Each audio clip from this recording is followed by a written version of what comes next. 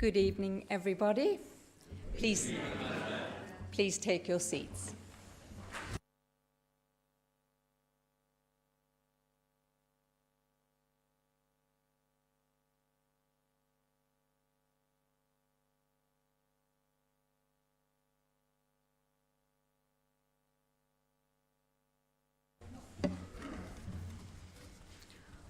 Welcome to the special meeting of full council this evening. I am the Mayor of Rugby, Councillor Carolyn Watson-Merritt, and I will be chairing the meeting. This meeting is being web streamed to the public through the council's YouTube channel. During the meeting, if you wish to speak, please use the push to talk button on the microphone in front of you. Before we begin the formal agenda, I will ask the Deputy Chief Executive to provide details of the evacuation procedure for those present. Thank you, Madam Mayor. There is no fire drill scheduled in the building this evening. If the fire alarm does sound, then please make your way out of the building, down the main staircase, out of the main doors of the Town Hall and congregate at the entrance to Caldecott Park. An officer of the council will give instructions on when it's safe to return to the building. Item 1, apologies for absence. Are there any apologies, Deputy Chief Executive? Madam Mayor, I have apologies from Councillor Edwards, Ellis and Mrs Parker. Madam Mayor, I also have apologies from Councillor Tom Mahoney. Thank you. Moving on to item 2, to approve the minutes of the special meeting of Council held on the 7th of February 2023. I move that the minutes of the special council held on the 7th of February 2023 be approved and adopted. Who will second the motion? I will, Madam Mayor. Those in favour, please show. Those against, please show. The motion is carried. Item 3, declarations of interest. Can I remind members that when they declare interests, they must also declare the general nature of that interest? Are there any declarations under A, non-pecuniary interests as defined by the Council's Code of Conduct for Councillors? Councillor Roodhouse. Thank you, Madam Mayor. On the budget amendment, as a trustee of Fareham Youth Partnership, also the motion as a Warwickshire County Council. Thank you, Councillor. Councillor. Thank you, Madam Mayor. And the budget amendment as a trustee of Fareham Youth Trust. Thank you. Item B, pecuniary interests as defined by the Council's Code of Conduct for Councillors. And item C, notice under section 106 Local Government Finance Act 1992, non-payment of community charge or council tax. Moving on. Item 4, Mayor's announcements. Item 4A, this week we mark the first anniversary of the war in Ukraine. A year of untold pain and suffering for its people, and a grim reminder for us all of the fragility of peace in our world. On Friday at 11 a.m, the Council will observe a minute's silence to mark our respect for the bravery and sacrifice of the Ukrainian people and send a clear signal of our enduring support for Ukraine in the face of Russian aggression. We stand with Ukraine and we stand for freedom. A commitment we made a year ago and a commitment we will stand by until peace prevails. On Saturday, as the Mayor, I am attending a service at St Andrew's Church to mark that first anniversary of the war. Many of the refugees who have made Rugby their home since fleeing Ukraine will be attending the service, which will follow by a walk through the town centre back to the town hall, where I will host, together with my colleagues, an informal reception for our guests from Ukraine, and that will take place in the Mayor's Parlour. Item 4B. Warwickshire Pride held a vigil at the Town Hall on Saturday, this past Saturday, in memory of Brianna Gay, the 16-year-old transgender girl who was fatally wounded in a park in Culcheth in Cheshire, and that happened on the 11th of February. On Saturday, I attended the vigil to express my sorrow for the loss of Brianna and reassure the LGBT community in Rugby that the Council remains a committed and proud ally. Throughout February, the rainbow flag has flown at the Town Hall to mark LGBT and History Month. History Month promotes equality, diversity, raising awareness of the LGBT community's ongoing battle for acceptance and understanding. As recent events have sadly shown, this battle is far from won, and we all have a part to play in silencing those who seek to sow the seeds of intolerance and diversity in our society and division in our society. Item 4C. Earlier this month, I was delighted to join the Rugby World Cup winner, Mike Tyndall, and Nigel Gillingham, President of the Rugby Football Union, at the Rugby School for the launch of the fabulous bicentennial celebrations of rugby and for the birthplace of the game and rugby football. The launch event, called the Global Pass, as many of you know, saw a rugby ball pass between nearly 150 invited guests at the Close, where 200 years ago, William Webb Ellis displayed his fine disregard for the rules of football by picking up the ball and running with it. The rugby ball used for the first Global Pass joins 200 other balls manufactured by the famous Gilbert Rugby, which Rugby School has sent around the world, with rugby enthusiasts set to host Global Pass events throughout this year.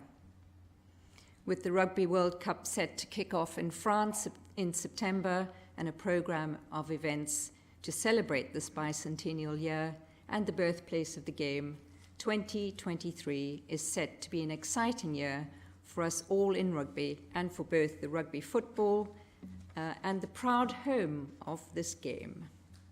And if you would, councillors, on your way out this evening, just observe on the bench at the far side of the chamber, there are some brochures and things that you can take away to put up in your community, and those dates on the calendar are also noted for those who would like to attend those functions. Item 5, questions pursuant to Standing Order 10.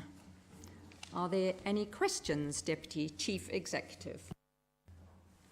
There is one question, Madam Mayor. The question and response has been circulated to all members prior to the meeting and has been published on the Council's website. The question is from Councillor Willis and relates to the Council's proposals with regard to a policy on HMOs.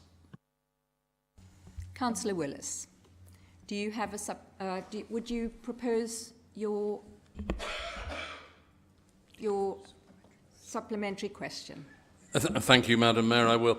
Firstly, may I thank Councillor Picker as portfolio holder for his full, clear and helpful response. However, as a member of the Planning Committee, like many other members of the Planning Committee, I'm concerned with the number of HMOs that are coming forward. And my supplementary question is this. Notwithstanding that a policy will be achieved by a new local plan, could the portfolio holder and or indeed officers advise if there is any way that interim arrangements can be put in place that will either defer and or monitor the number of HMO planning applications coming before the committee. Thank you, Madam Mayor. Thank you, Portfolio Holder. Well, can I thank Councillor Willis for his question? It's a serious issue, and it's one that I have a great deal of sympathy for, both as a former member of the Planning Committee, where we looked at some of these issues, but also as a resident for one of the affected areas. So this is an issue that matters to me personally, and it is therefore with great regret that my answer is no. There is no interim mechanism by which we can stall applications. We have to determine them in line with proper process and in line with our adopted policies. And at this time, we do not have a policy in relation to this matter. That is one of the reasons why in December I brought forward a proposal to review the local plan so that we can put this and other policies into place, and it's something that I look forward to taking forward as fast as we can. Thank you, Madam Mayor. Thank you, Councillor Picker. Thank you, councillors. Moving on to item 6A, to receive report of Audit and Ethics Committee dated 2nd of February 2023. In submitting the report of Audit and Ethics Committee, if members wish to raise questions or to comment, would they please indicate they wish to do so when I call the item. Councillor Ms Robbins, will you move the confirmation and adoption of item 1 on the report of Audit and Ethics Committee dated the 2nd of February 2023? Thank you, Madam Mayor. I so move. Paragraph 1. 2023-2024 Capital Strategy and the Treasury Management Strategy, incorporating the Annual Investment Strategy. May I call upon speakers?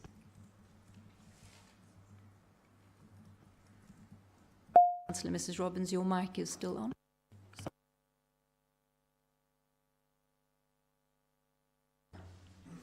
I call now for to submit for confirmation and adoption of the whole report. Subject to those in favour, please show. Those against, please show. The motion is carried. Item 7, to receive the report of officers. The next item is to receive the report of the Chief Officer for Finance and Performance set out at item 7A of the agenda. The report concerns the Council tax determination for 2023-2024. Members are reminded that the requirements of the Council's constitution that no councillor may speak for more than 5 minutes does not apply when Council considers the annual budget. However, I would ask all councillors to keep their contributions to the point and not to repeat the comment of previous speakers unnecessarily. If I consider that any speech is unduly long or repetitive, I will ask that councillor to close their speech. Please note, in accordance with usual practice, a recorded vote will be taken on the substantive motion.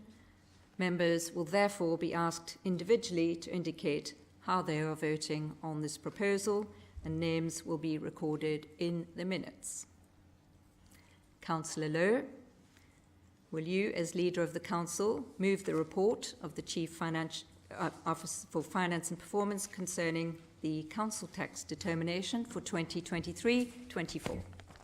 Yes, Madam Mayor, I so move. Who will second the motion? Madam Mayor, and reserve my right to speak. Councillor Lowe. Thank you, Madam Mayor.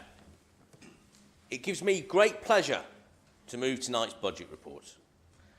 Before I turn to its contents, I would like to start by thanking our excellent Chief Finance Officer, John Illingworth, and his team for their efforts in helping us to put this report together.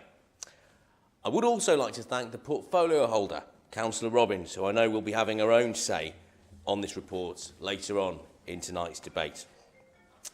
Madam Mayor, it is no secret that recent years have been challenging for local authorities from a financial perspective.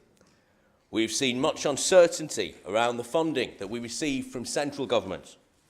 And all too often, where there has been certainty, that has been certainty of reductions in our funding. Yet throughout that period, this administration has kept this council in a financially robust, solid position. We have kept council tax low year on year. We have balanced the budget every year. And we have done this even through the COVID-19 pandemic, with a reducing reliance on business rate growth and minimal reliance on reserves. Most importantly of all, Madam Mayor, we have done all this whilst maintaining all of our frontline services. Madam Mayor, I and everyone on this side of the chamber is immensely proud of this administration's financial record. Year on year, as I say, we have delivered balanced budgets that have kept council tax low whilst maintaining our frontline services. And tonight's budget represents a continuation of that record. And it is therefore with immense pride that I move this report. Now, you may ask, Madam Mayor, how have we achieved this? How have we maintained services and kept our finances in robust shape through these challenging circumstances? And the answer, Madam Mayor, is that we have approached all financial decisions with an honesty and a creativity which I'm afraid is very much lacking in the proposals from the two opposition groups this evening. The past few years have seen us embark on a restructure of this council's senior management structure to generate much needed additional capacity. We have embarked on an ambitious transformation programme which has identified savings which can be made without reducing our frontline service provision. And perhaps most excitingly of all, we have embarked on a regeneration strategy for our town centre, which will give us the town centre that we all want. And Madam Mayor, each and every time we have made these proposals, the Labour group in particular have responded in one of two ways, either by doing what they have done tonight and simply rewording our proposals to try to pass them off as their own, or alternatively, their more regular tactic, claiming that any kind of change whatsoever within this council will lead to the sky falling in. Well, to date, Madam Mayor, despite the shroud waving from the members opposite, the sky has not fallen in. And after 4 years as leader, I can point to a proud record of an organisation transformed, a town centre embarking on a hugely exciting regeneration journey, and a solid and robust financial position. Madam Mayor, had we done what traditionally the Labour and Liberal Democrat groups have proposed in budget setting gone by and simply turned on a hose to spray taxpayers' money at whatever fashionable piece of virtue signalling was in vogue at the time, it is a fact that we would not be in the financial position that we are in today. And it is a fact that if we had done what they had previously proposed we do, this council would have followed Slough and Croydon and others, pretty much all Labour administrations, by the way, a point to note, into bankruptcy. Madam Mayor, we in this administration take our responsibilities as stewards of taxpayers' money immensely seriously. We recognise there is no such thing as public money. Each and every penny we have has had to be earned by somebody else and deserves to be treated with immense respect. Madam Mayor, it is only through years of prudent financial management and sensible planning for risks that we are in the position that we now find ourselves. So, what is that position? Well, here, Madam Mayor, I will take a look at some of the key points contained within tonight's report. The key item is obviously the £5 million we have earmarked for our new dedicated town centre reserve. As stated in the report, this reserve will be used to pump prime key projects contained within our corporate strategy. This seed funding will act as a catalyst to enable us to progress a number of exciting initiatives which have been specifically chosen to maximise their impact on the regeneration of our town centre. Without this confirmed funding in place, we will be unable to proceed with these projects and will therefore lose the momentum that is now building. Can anybody here, in all conscience, vote against that? This site, the place where we all sit right now, will be sold and redeveloped, not only generating revenue for this council, but also creating a vast amount of additional footfall in our town centre, massively increasing passing trade for local businesses and bringing about one of the biggest and most fundamental changes our town centre has seen in decades. We will also, Madam Mayor, work with other public sector partners to build and develop a new public services hub. This will enable our residents to access the services they need in a single place. It is my firm hope and expectation that our colleagues in the NHS will join us in this venture, enabling a far greater level of healthcare provision to be provided in our growing town centre, and also bringing in much needed additional footfall to the town centre. This funding will also enable us to commence options appraisals on all of both council and non-council owned town centre sites, ensuring that this land can be redeveloped into much needed housing, much needed leisure, much needed retail. Again, Madam Mayor, this will have a huge and positive impact on the regeneration of our town centre. In addition to this extensive development work, Madam Mayor, this budget will also enable us to fund additional security enhancements and other broader public realm and infrastructure improvements to ensure that the developments I have already described bed in effectively and appropriately. And finally, Madam Mayor, in order to deliver on all of the above, we need the right staff and the right resources in place, and the use of the new reserve will support this. We will ensure that we have the right skills and the right levels of capacity within this council to deliver on our ambitious programme of regeneration. So, Madam Mayor, this is a bold and exciting set of proposals. These proposals represent real funding for real long-term regeneration of our town centre. It is no surprise to me that the Labour group have chosen to rehash what we have already proposed with this back of a beer mat shopping list, because the truth of the matter is, Madam Mayor, the Labour group not only have no ideas for how to change this borough, they would actually also appear to have very little interest in making any changes, preferring instead to try and inevitably fail to score cheap political points rather than offer meaningful solutions to the problems our residents and businesses face. Madam Mayor, tonight's report contains a number of hugely exciting proposals which will change our borough for the better in a way that none of us have seen in our lifetime. We are only in a position to make these proposals because of the prudent and careful way in which this administration has managed the finances of this borough over the years. And Madam Mayor, this is a robust and comprehensive offering of a better future which we now place before this council for adoption. And I sincerely hope, Madam Mayor, that regardless of politics, all members here of all parties will do the sensible thing tonight and get behind these proposals to change this borough for the better.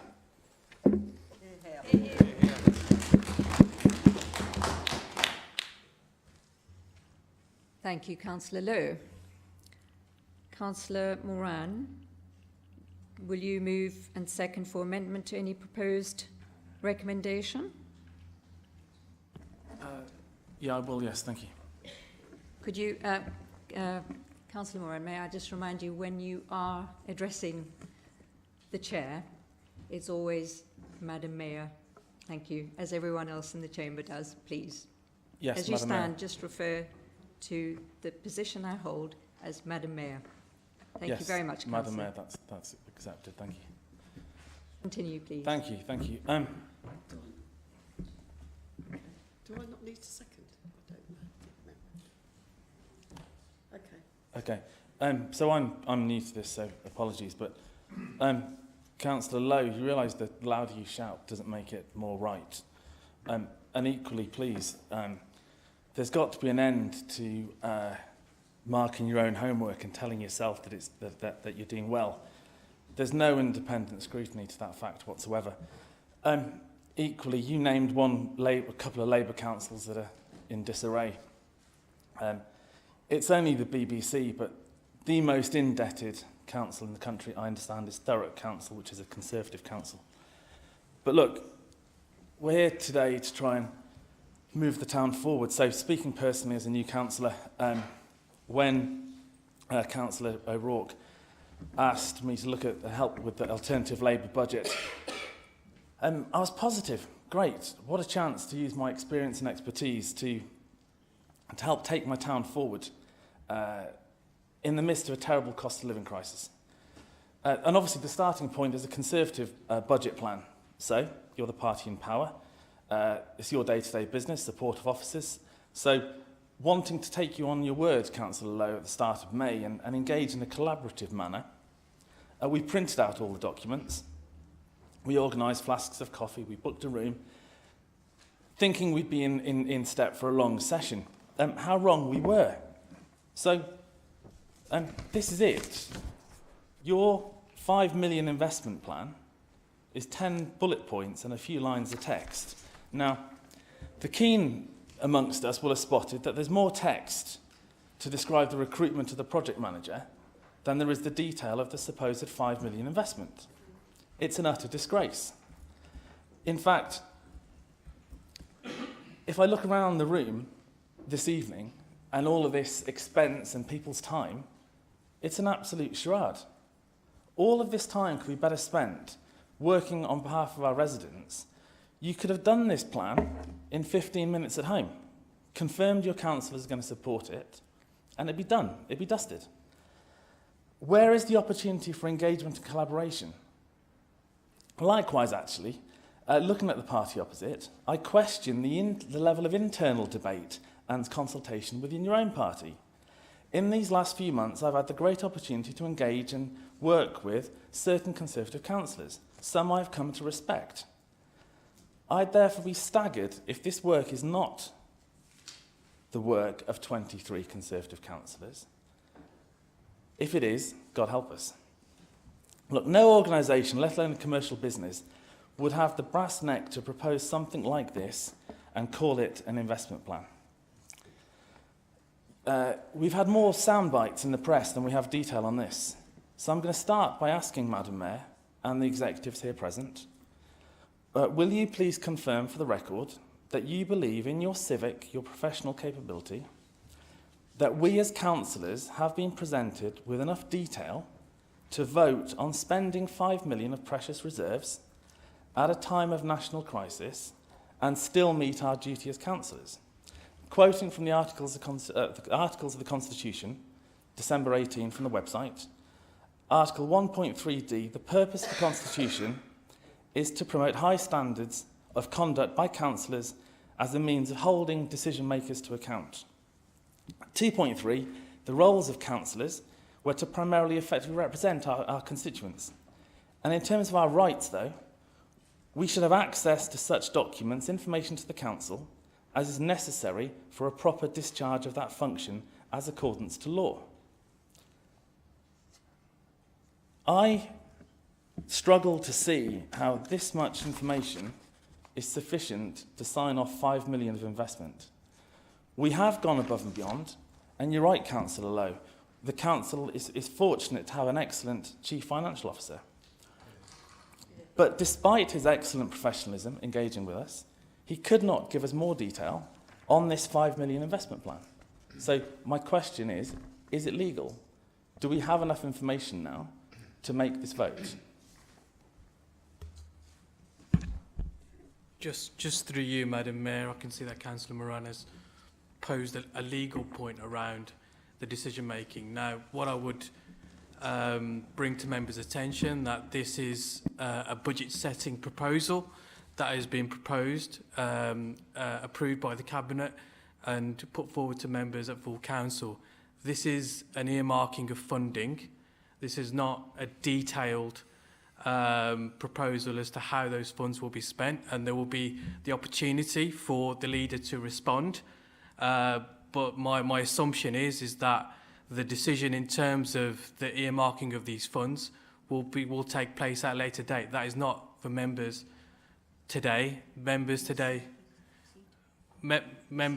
are earmarking funding and budget proposals as set out by the Cabinet and the leader as moved. Okay, thank you. Thank you. Thank you. Just one moment, please, Councillor.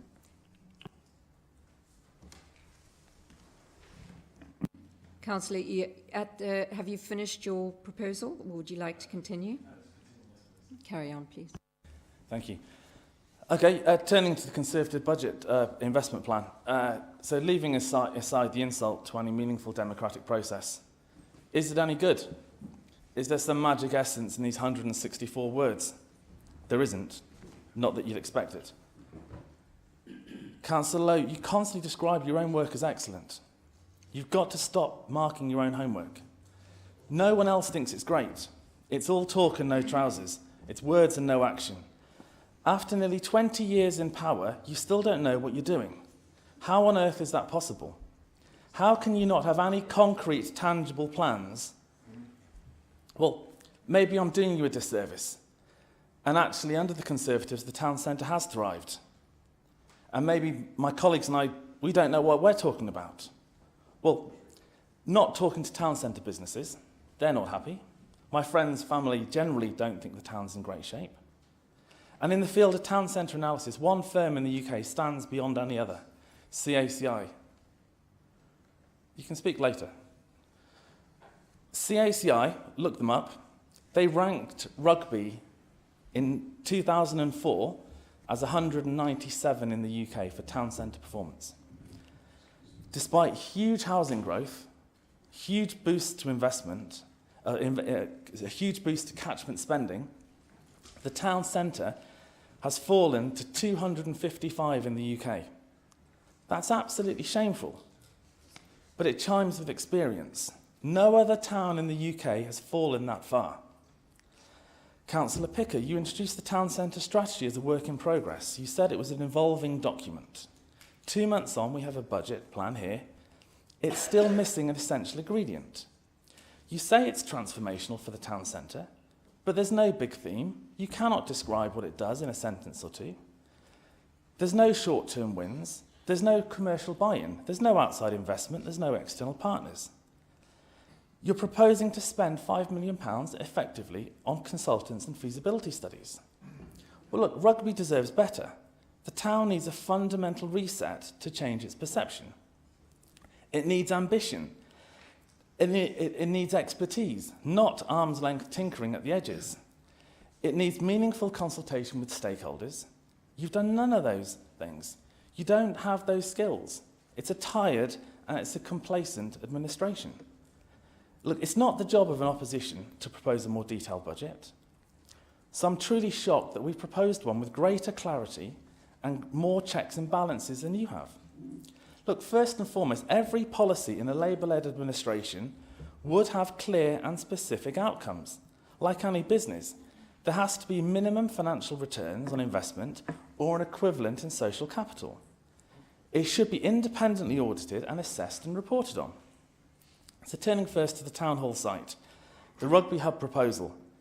I've gone back to your supposed town centre strategy, and it says on page 27, paragraph 3.15, and I'll quote, "The uncertainty around the strategy for Rugby Hub at the time of writing means that the regeneration strategy cannot be conclusive in identifying it will be delivered, where it will be delivered, and the impact it will have on the wider town centre regeneration process." That's from the consultants that you're paying to produce that strategy. So let's be clear. Your first bullet point, your headline proposal, is to progress plans for something that, at best, 2 months ago, were described by your own consultants as inconclusive and uncertain. Surely in life and business, you start with a vision and you work from there. Look, again, reading between the lines, does anyone really think building a few flats in an uninspiring public realm will be a catalyst to change how Rugby Town Centre is viewed? It won't. Where's the options to really transform the town? I'll talk about culture and ambition later, but the essential ingredient in transforming a town is its built environment. The town is blessed with many great buildings, some genuine history and some fine architecture. We also have our share of ugly ducklings. They must be targeted and prioritised for engagement, and their respective owners must be engaged. You've got to coerce, you've got to bully, you've got to encourage whatever it takes to inspire long-term ambition. In our Rugby Revival project, we would do just that, but always clear in committing to a transparent process and the council seeing an appropriate return on its investment. And this is a self-perpetuating prophecy. If you lack ambition, you get an uninspiring outcome. Turning to Rugby First, there's very clearly a backstory to Rugby First. Whenever the words are mentioned, there's a hushed tone in this chamber. Nobody is disputing that CCTV or a programme of events are not necessary for any safe and vibrant town. But having some knowledge of ongoing dialogue with Rugby First, I struggle to see how the Conservative budget, a document and investment plan, as drafted, can be signed off without risk of prejudicing current and future dealings with Rugby First. Given these concerns, we have proposed that proceeding with anything of this nature risks jeopardising that legal process. So we would inspire a new service level agreement and independent legal advice first. Look, there's also a small matter of double taxation. Businesses in the town centre, when they voted for Rugby First in 2021, may have had a very different view had they known that 2 years later their taxes were going to be spent on essentially the same thing. Or potentially, there's no detail. But before passing on to colleagues to talk of other proposals, I wanted to touch on the proposal to work with town centre businesses to identify immediate options for progression and support. Two things. First, you need to actually engage, build trust and inspire confidence, which you, as an administration, have singularly failed to do. But secondly, what's taken you so long? Unless I'm mistaken, you haven't just landed here from another planet. You've got to own up to your mistakes, spot the correlation between towns and cities with an engaged administration doing well, and one with no sense of a town centre strategy for over a decade, by your own acknowledgement, until this one emerged at Christmas. After nearly 20 years of a Conservative administration here, a Conservative MP, county councils and a government of virtually the same period, you've got the absolute cheek to put forward all of these feasibility studies, spending fortunes on consultants and listening exercises. What have you been doing all this time if you still don't know what you're doing? You've let this town sadly decline. You've failed to highlight and promote its strengths and its excellent independent businesses. The first stage of any solution is to recognise the problem, whereas your town centre strategy papers over the cracks. Secondly, you need to acknowledge your responsibility here. And the drop in Rugby's standing under your watch is your responsibility. Own it. Instead, at the moment, what we have shouted at us is like the band of the Titanic asking for special requests. The ship's listing, water's pouring in. What's needed instead are clear, ambitious ideas that change both Councillor, the reality... can I just call you in here a little, just reining in. We're here to focus on the amendment, not on wider issues. So these are the same budget issues. Setting. Okay. So can we just I'll close wind that. back? I just That's let you great. go a little bit longer, but yeah, I feel you're just going too wide. Okay, that's good of you. Rugby needs action, not 5 million spent on consultancy fees in the midst of a recession. Rugby needs a different party leading this administration.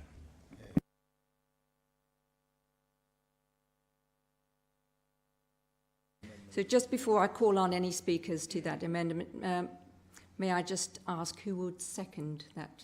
Thank you. Thank you, Madam Mayor. I will second it and reserve my right to speak.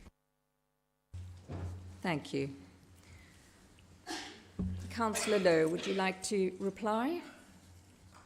Or some speakers? Oh, the debate. Fair enough, thank you.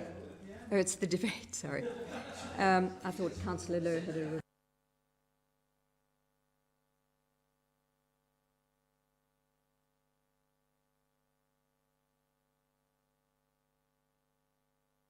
Are there any speakers on that amendment?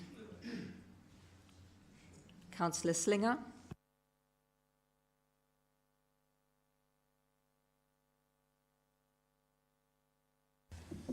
Thank you, Madam Mayor. Thank you very much. I would like to just talk about a couple of the amendments, the bullet points that we have put in our amendment to the budget. First of all, I'm going to talk about the amendment regarding houses in multiple occupation. Tonight we've seen what can only be described as too little too late. The Council's policy or should I say lack of policy, on houses in multiple occupation is a case in point. It's in our amendment, what I'm talking about. I just want to briefly talk you through our amendment. I've discussed the issues with officers, with the leader and Conservative members.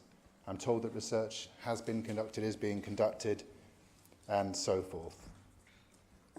I'm told that it's very difficult and that nothing can be done to resolve this matter until the new local plan appears at some point in the future. And indeed, Councillor Picker, in his answer to the question of Councillor Willis, reiterated that point. Essentially, not essentially, 100% nothing can be done until the new local plan. Well, I brought a petition to the leader in May. He was sympathetic. I brought a question pursuant to this chamber, and I was glad that he said that the council is minded to introduce a radius-based policy in the new local plan to publish the outcome of the review, which I believe has been published now, to draw on best practice from other authorities when drafting the policies, and to pilot the new Area Action Initiative and to include my ward of New Bilton in that. But you'll notice something. Yet more delay, because a new local plan, of course, will not be ready for a minimum of another 2 years. And in the meantime, conversions from single-dwelling houses to small HMOs with up to 6 occupants continue apace, as do those that come before Planning Committee, because we're advised that there are very few, if any, grounds on which to reject those applications. And officers have kindly begun adding the percentage of households that are HMOs in a given street, perhaps anticipating the comments of my colleague Councillor Harrington when he calls them in. Now, I've been able to confirm in committee, both from the council and from applicants, that there is no upper limit to the number of HMOs. Councillor Willis is well aware of this from the Planning Committee. No upper limit. So in effect, 100% of a street could be converted into HMOs. As I said, it's too little, too late with the Tories, and this is not good enough. Because as my colleague, Councillor Harrington, will set out, and as I know from my ward, our community cannot wait any longer. It cannot wait 2 more years before action is taken to reduce the overconcentration of HMOs in the urban wards. Now, I detect from the response of the leader, Councillor Lowe, that he knows that the Conservatives know that the situation is intolerable. And as I often say when it comes to national or local politics, when a problem is so bad that even... can we just, again, just ask you to Sure. rein it in and just focus on what Sure. we came Certainly, to Madam Mayor. debate. So, noting this direction of travel, noting that it's slow-paced, and in the spirit of being constructive in our amendment, and to give officers a clear indication of the direction of travel, we want to introduce, and this budget amendment introduces a policy on HMOs that will look to reduce the overconcentration of them in this borough. So we will allocate funds to develop and implement a new policy on HMOs in as quick a time as possible to limit the overconcentration of HMOs in the urban wards. We'll redirect funds from the consultants' fees allocated to the writing of the local plan, and we'll use these to retain a consultant to undertake the research to prepare the evidence that there are too many HMOs in the urban wards, potentially, and that they are potentially causing problems, and to design a bespoke policy based on the existing best practice on using Article 4 directions that other local authorities have done.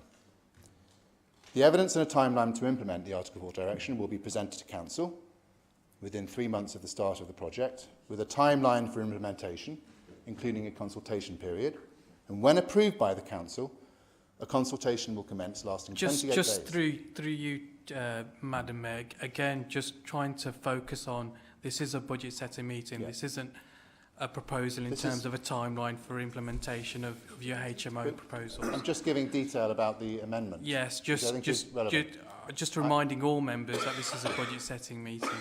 Thank you. Yep. Councillor, I think I'm going to call you to step down now. you have said what you've said. You've made it clear that you want to continue to speak, and I'm not allowing you to do that further. So may we just... Surely I'm allowed to outline You can the outline reason if it behind the still budget sticks amendment. with the original proposal. They are not standing. Am I entitled to outline our budget amendment points? I just say both of us have the mic on, so we just need to focus here, Councillor. I'm just asking whether I'm allowed to. I'm very happy to speed up, but I'm willing. I don't believe I was able to push my button then to speak.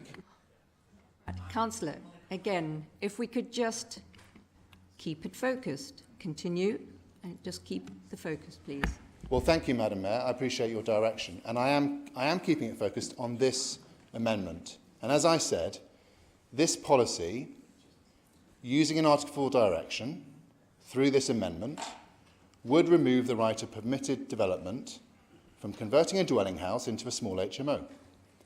And it would ensure that any conversions from this single dwelling house would require planning permission before a change could be made. And then any applicant would need to demonstrate that there was a specific need in the area. And it would be non-immediate, giving time for people who are making conversions to do what they need to do, and also to minimise the risks. And because, as Councillor Picker has already mentioned in the Chamber tonight, regarding the local plan, it's very difficult to do supplementary planning document changes.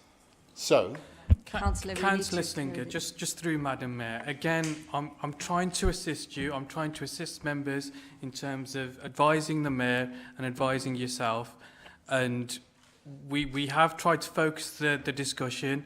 And again, after Madam Mayor has intervened, you've outlined the Article 4 process and permit development order.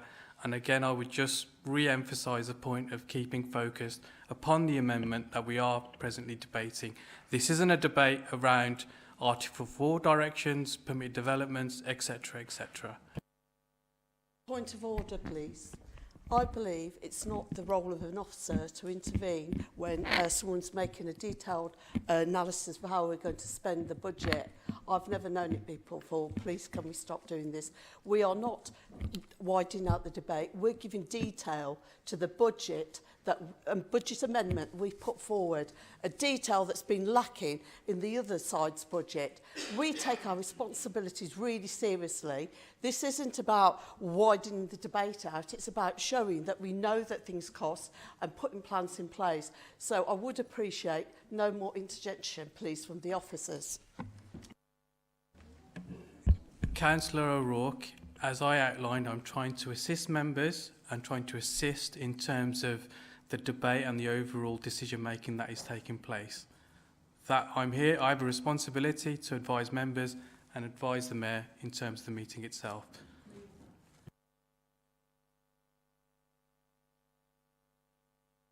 Councillor O'Rourke, can we just be reminded that it isn't an easy position to be here as well, and I do take the officers and executives' direction. So I would prefer if you didn't interrupt as you have just done.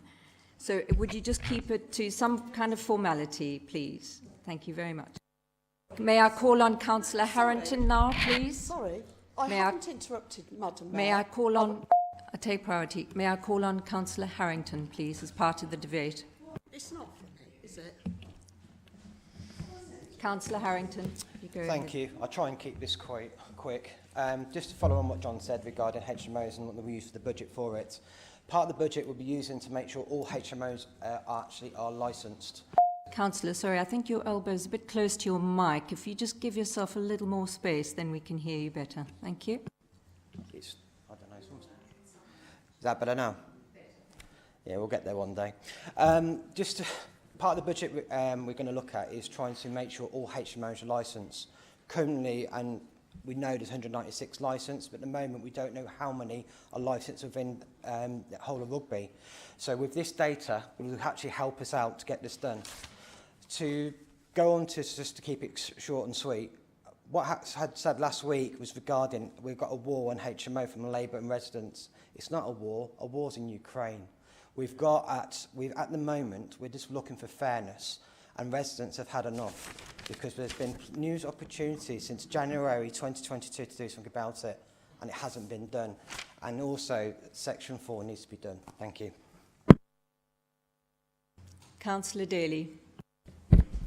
Thank you, Madam Mayor. I just wanted to, I appreciate Councillor Slinger's points about HMOs, and I appreciate that it's in the Labour amended budget. I just want to point out to him that he might want to have a quick look on SharePoint, because on the 13th of January 2022, the Planning Services Working Party, which I attended with, I think it was Councillor Mystery and Councillor Overall, we looked at the options for Article 4, and the Council Officers' report from that session actually says that Article 4 direction not considered justified at this time, but is an option for the future. So that's a fair point. It would need regular updates on HMO numbers and then a 12-month consultation to avoid landlords claiming compensation. So I just wanted to make that point, that this was discussed at Planning Services Working Party and it was considered as a future way forward. I'm not quite sure. I probably added much to the budget debate through that, but maybe when we come back to talking about HMOs. Thank you, Councillor. May I call on any other speakers who haven't had a chance to speak yet? Councillor Brown, you have your hand up.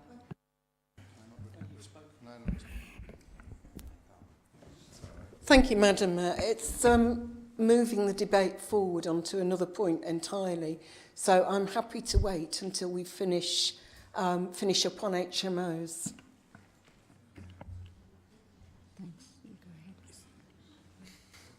Just again to assist you, Madam Mayor, Councillor Slinger, I did see that you had your hand up there.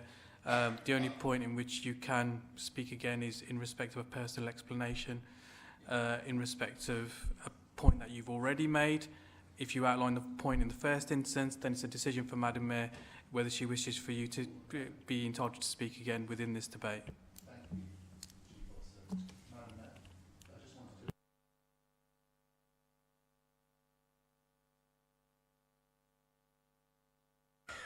It has to be on a personal explanation in a point that is misunderstood that you've already made. You cannot make a new point or respond directly to Councillor Daly. Yeah, that's exactly. Thank you, Madam Mayor. May I just clarify a point that I made earlier in response? I mean, this is. I doubt it, well, Councillor. We're going to move it to another area again, aren't we? Councillor. Your microphone. Just switch your microphone off while we decide how we go. Things that are said, Richard. It's off. Can we just turn your microphones off and just be respectful? We need to understand what we're dealing with.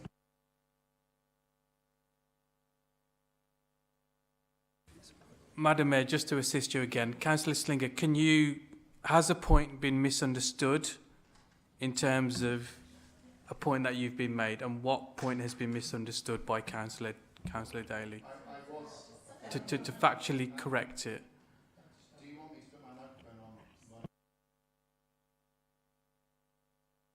Councillor Slinger, keep it brief and let's just keep that tight. You've been asked to do specific, so you can. Thank you. Thank you, Madam Mayor.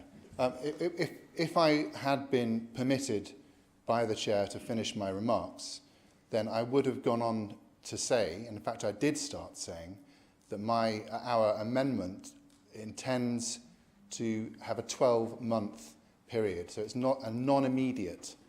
So just to reassure people. So actually that is a point of clarification, and I'm well aware of the details that they discussed, and I'm glad and grateful to have the opportunity to make that point. Thank you, Councillor. Councillor Brown. Thank you, Madam Mayor. I just want to say something very brief in support of Councillor Grant's. And it's an innovation, I know, for our borough council to think about this. However, I think if we have individual grants with people who know our wards really, really well, I must apologise for the croaky voice. It isn't emotion, it's a virus. So I'm sorry if it wobbles. We know the pressures, we know the gaps in provision, we know where the voluntary and community groups are, and I think although collectively it's quite a substantial amount. Individually, you may look at it and think, okay, so what does 1,000, whatever it is, do for a particular ward? Is it enough? And probably it's not enough, but it is something that gives us some leverage to build partnerships, make them even stronger between community and voluntary groups that we know exist and we perhaps want to work more solidly with. And as well as that, and perhaps more importantly, it gives us a chance to work collectively with our county councillors.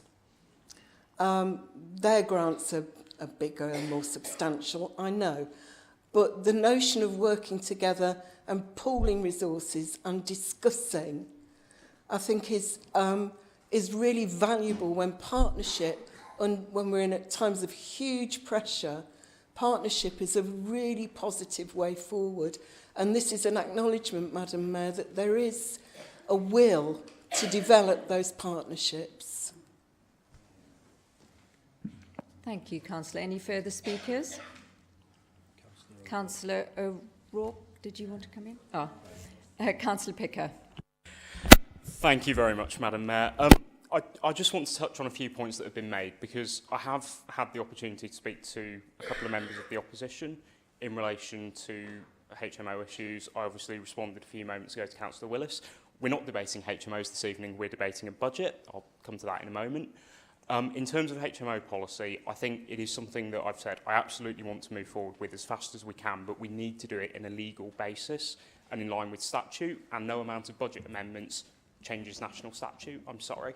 So what I will say is I'm more than happy to sit down with yourselves, with the Chief Officer, and because I think there's issues of how we move forward. People are getting advice from various places, people are looking at what other councils have been able to do through their local plan.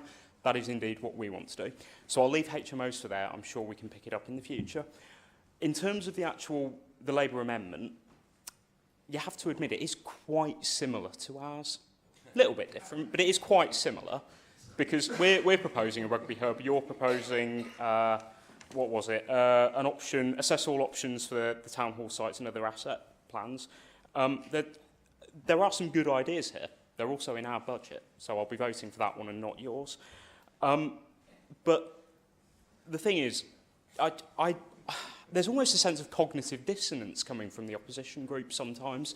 Because on the one hand, you say that we're not doing enough fast enough, we're not holding out consultations, we're not engaging with people. But at the same time, you sort of want us to set forward this, almost by diktat, this detailed investment plan that will cover the next 20 years.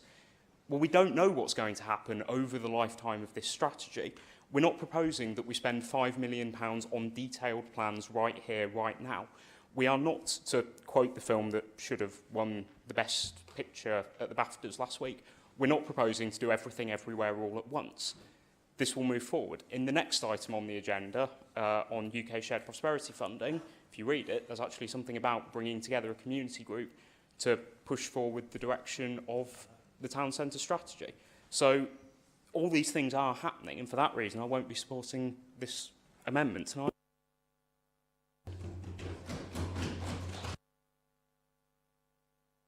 Councillor O'Rourke. Thank you, Madam Mayor.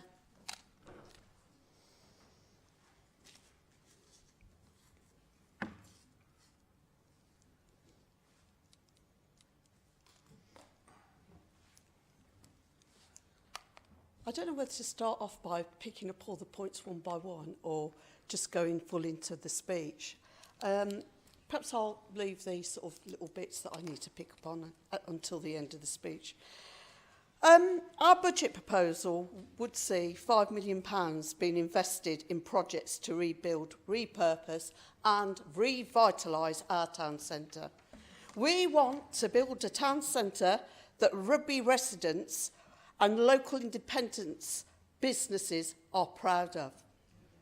Labour would use this fund to attract wider investment into the town of Rugby, with the aim of substantially improving the living, working and shopping environment for residents, visitors and businesses alike. Whilst having a budget is essential to kick-starting the process, we also recognise that we must work in partnership with all of our stakeholders. So under a Labour-led administration, we would start by rebuilding relationships with Warwickshire County Council, establishing a local forum where Rugby Brough Council officers, councillors, independent businesses, Rugby First, community and voluntary organisations, along with partners and organisations in the public and private sector, would work together to oversee the delivery of a town centre strategy. Labour will do things with people, unlike the group opposite who just do things to people. We know how critically important these relationships are to securing successful bids to local, national and regional funding pots. We understand the importance of building strong relationships and partnerships in order to attract the funding needed to support infrastructure projects as well. This would include supporting the building of a public transport hub in our town centre, which Labour is already supporting at County. We would work with our partners to identify and address local health inequalities and social deprivation. We would do this to improve the well-being of local residents, and we would need to secure funding in targeted priority areas. The cost of living crisis has increased this and clearly has been identified by the Director of Public Health in the Director of Public Health's annual report as having a highly damaging impact on health. In areas of high deprivation and indicators in places such as Ben, we need to have, in my ward, Ben Ward, we need to have targeted interventions. So, bear with me a minute, sorry, it's just flicked down. We definitely need a partnership approach in addressing these health inequalities. I've already said that.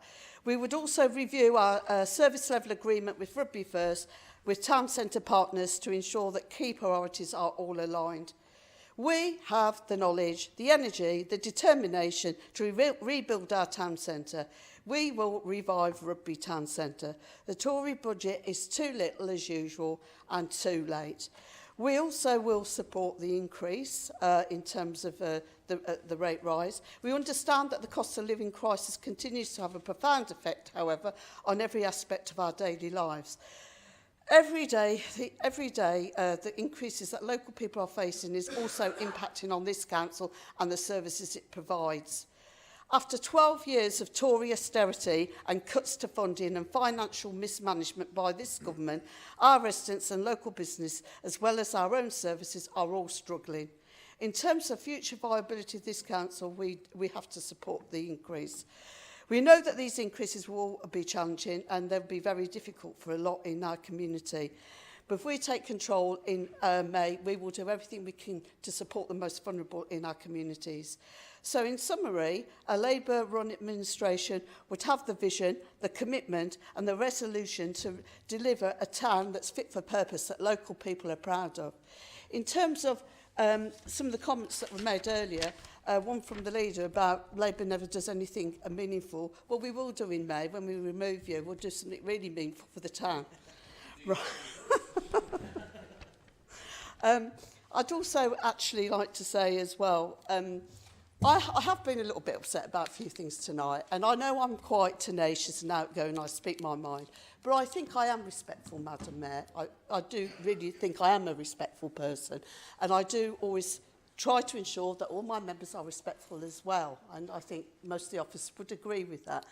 I did get a little bit annoyed because I did feel that was interjections in the middle of speeches. And I think we've dealt with that, okay, what's happened? Madam Deputy Mayor. Okay. May we just move on to what we're debating and keep with the issues, this please? Is what happens, I'm afraid. All night, you've interjected. You've not allowed us to wrap up and finish. Point of you order. allow other people to come in on HMOs.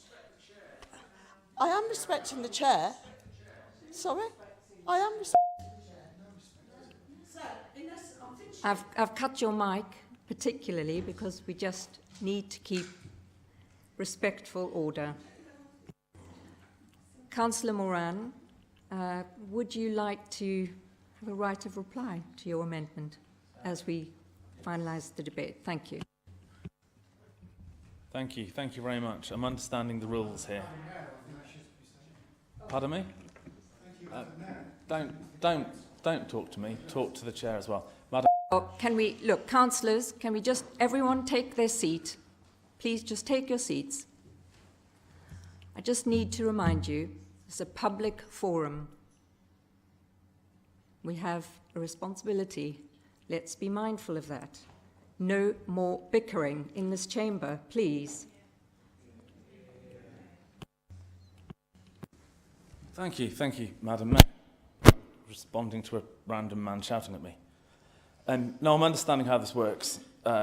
It's like football before VAR. You get a few cheap political tackles in first. That's great.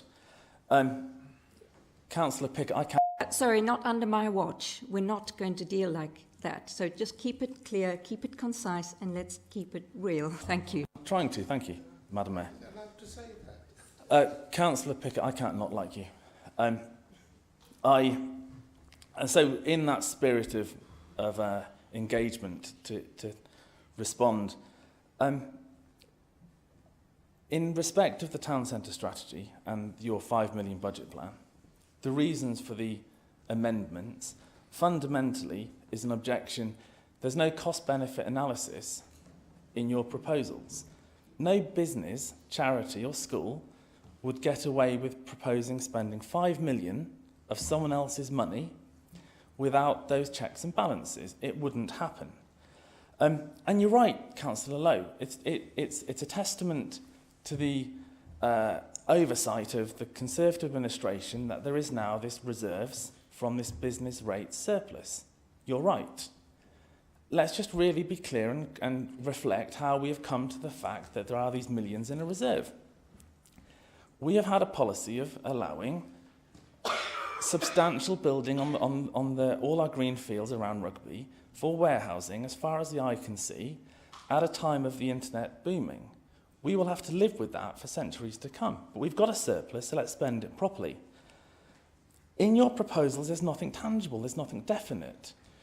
Honestly, I expected a budget proposal detailing plans that we could look at, but there isn't any. So by definition, you're just spending money on more studies and more consultants, up to £5 million. There's also no time frame. We've questioned the Chief Officer. We don't know if this money's been spent in 6 months or 2 years. There's no detail. And lastly, to restate Councillor Picker, and I'm sure at some point this evening you'll get a free hand to speak, but there's no ambition in your town centre strategy. There's no acknowledgement of a town that has fallen so far in the national hierarchy by more than 50 places.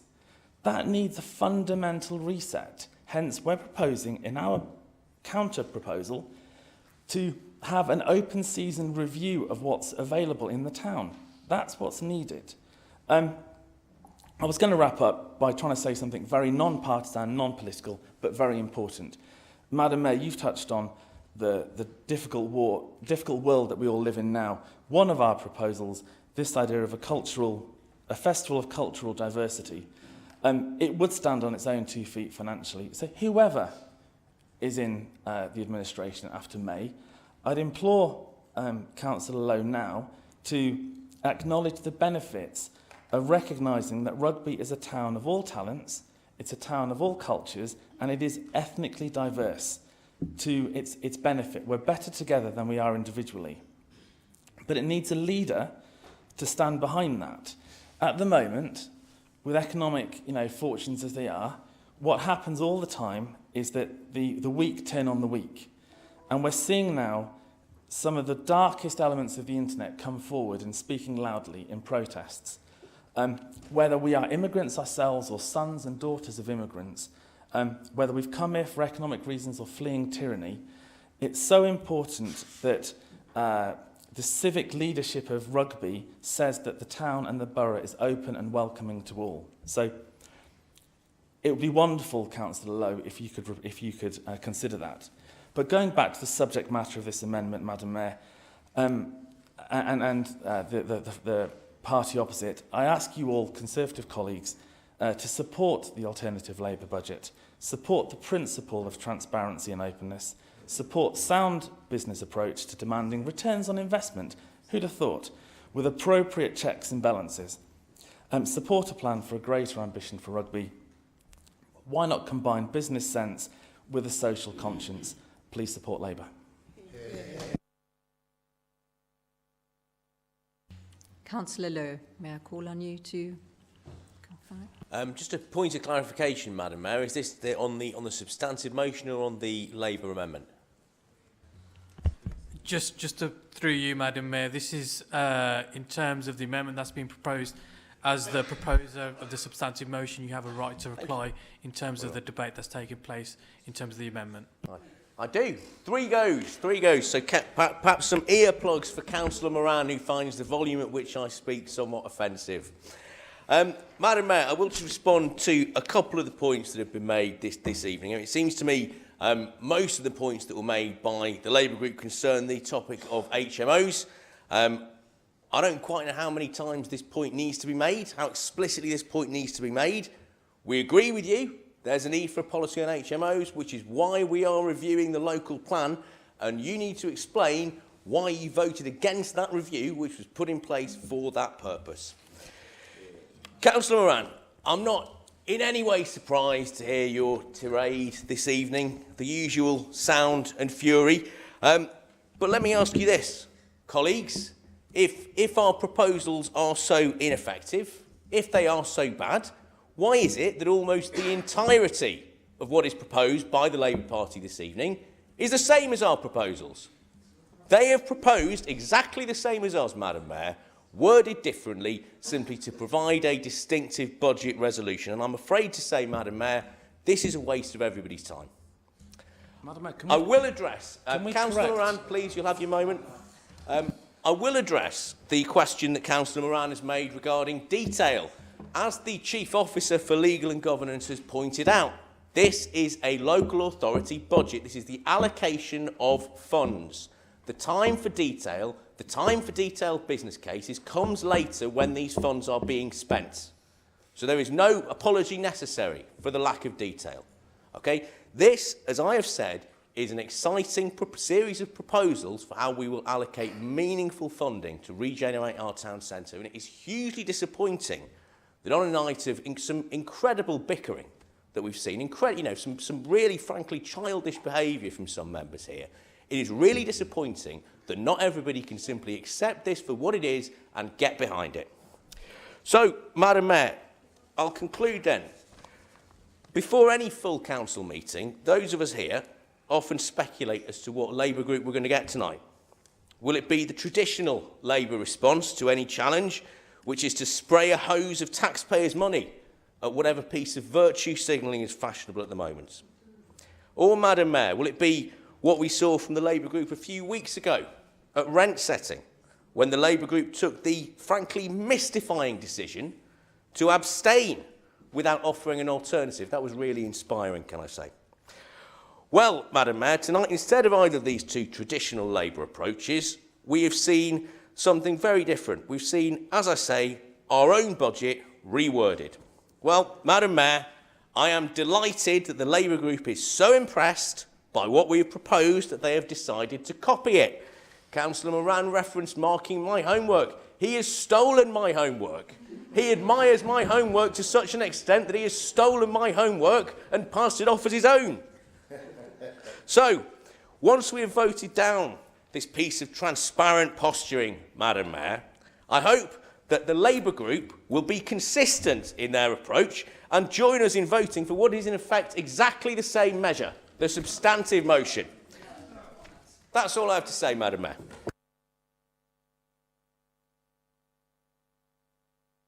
Right, let me just remind everyone we're about to vote on the Labour amendment now. So, all those in favour, please show. It doesn't have to be a recorded vote. Just through you, Madam Mayor, if members require a recorded vote in respect of the amendment, it requires 3 members to call for that recorded vote, and thereafter will be a recorded vote on the amendment. Right, just to remind you that there is no call for a recorded vote, so all those in favour of the Labour amendment, please show.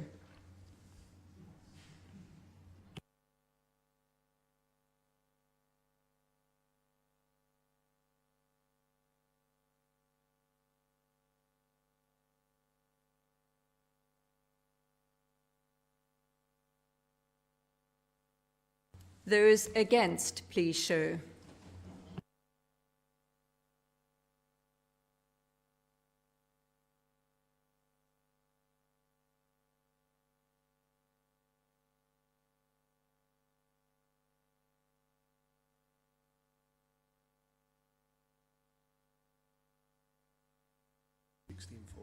Thank you very much, councillors. So the vote is 16 for, 21 against. The motion is defeated. The amendment is defeated. Councillor Roodhouse from the Lib Dems, will you move your amendment? And who will second? Madam Mayor, can I move the Liberal Democrat amendment? Thank you, Councillor Douglas. You're seconding. Thank you, Madam Mayor. I will second the amendment and reserve my right to speak. Thank you. Madam Mayor, thank you. Can I start by saying thank you to John and his finance team, or should I say the Chief Officer for Finance and Performance, for the work that he's done and the presentations and the involvement in understanding the figures and taking us through the budget process in the way that he does. I think it's really invaluable. And also, can I place on thanks to all the officers as well that have been giving us some advice. Hear, hear. I support you on that. Oh. Am I allowed to carry on? Thank you.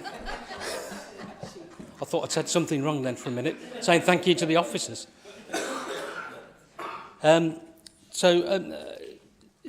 they have, they give us the advice, they give us the support that we needed, and certainly they've always supplied me with any briefings that I need in the way of background to where we're going with particular documents. I also thank the Chief Officer for Finance and Performance for signing our amendment off. There's the Section 151 officer, of course, he has to sign that off as a legally and responsible amendment, otherwise it can't be presented into full council at that point. So that's even a bigger thank you to John for that. In the report, paragraph 7, Town Centre Reserve, I don't really want to say thank you to the government, but actually the paragraph is saying that because in a way the business rate system and the changes are not going to take place, and hence that's why we've got 6 million quid, but we're only using 5 million of it. Yeah, give or take 100,000 or so, but I mean that's in sort of roundish of terms. And paragraph 7, of course, gives us that outline to why we've got the money and why we've got the 5 million for the Town Centre Reserve. And aren't we all saying the same thing, really? But we'll come to that when all the votes are counted at the end of the day. And I suppose that's a sad point in relation to that. And in the main debate that will come, I'll touch upon that a bit more, possibly. But turning back to our amendment, Madam Mayor, because I don't want to get into trouble, we're proposing that actually we should be doing more work with young people. I think during COVID and coming out of COVID and beyond, it's quite clear to me, in speaking to youth organisations around the borough, that actually they seem to be forgotten in a way. We do see increasing mental health, some diversionary activities that are needed, and other particular work. There's targeted youth work going on, which is, 25%, but even like the broader younger people's picture is not as helpful as it should be, and certainly I think we should be doing more. So the money that we're proposing is one-off money, but actually it's to re-kickstart and restart some of those conversations that are going on that we used to have a lot of here, and to take that forward, but also to work with youth organisations across the whole of the borough in actually bringing forward particular ideas and particular projects and make those hopefully self-funding and self-sustaining going forward. And I think that's only right for where we are in the whole cycle of, if you like, that post-COVID, that whole businesses we're coming out and going forward, there does need to be, I think, more involvement and more support for young people who, for a lot of them, even like got isolated as well. And there's a whole new generation of people that are coming through and coming out now that actually do need support. And I think it's only right that our generation and this council should be at the forefront of that. So the money we're actually allocating to that is not a big amount of money in the overall shape of things, and it's for, you know, over a 3-year programme. But actually, that amount of money that's been allocated, I think, would do an awful lot with that. The other allocation we've made is in relation to, I didn't say hub, but there we go, is to speaking to voluntary organisations and certainly people around about environment, the Repair Cafe, other organisations, Sustainable Saturdays, and advice, and to our own work service unit about the advice that can be given on recycling and waste and those particular elements. That actually there is a need, and there's a lot of towns that are doing this, that are actually just renting a shop out over a period of time and putting stuff in there for people to go to and actually help and get advice and support on energy and the whole thing. And again, it's not a big amount of money, but it's enough, I think, over a period of time, which hopefully would lead to some place where, certainly for people like the Repair Cafe, they would have a space where they could actually work out from, where people would know where it is. And then you can move into what they call hiring of equipment and stuff that can be done. And linking to that, of course, would be healthy living and the other bits and pieces to that. We've also requested a couple of reports to come forward from the senior leadership team. And one of those, I'm sure Councillor Gillies would be pleased, is how we can work much closer with parish councils and get actually a much better rapport going in relation to that. I can remember the ding-dongs in this chamber when we used to have parish council meetings when we all came together, and we don't hold those anymore now. And there seems to be a gap, I think, between how we operate here at the centre and parish councils, because we are a borough. You know, we go all the way up north and all the way down south and east and west as well. So very simply, Madam Mayor, that's our basis of our amendment that we're bringing forward tonight. It's been risk assessed. It's been tested against the Chief Finance Officer, Section 151. It's all signed off, so it's all clear. The money, as I said, has come, thankfully the government didn't want to tinker too much with business rates, so we actually got that money back down. I haven't said anything about the £5 million yet, but perhaps I'll come to that in the main debate later, and so I move. Thank you, Councillor. Any further speakers on the amendment? Councillor New, your microphone is on.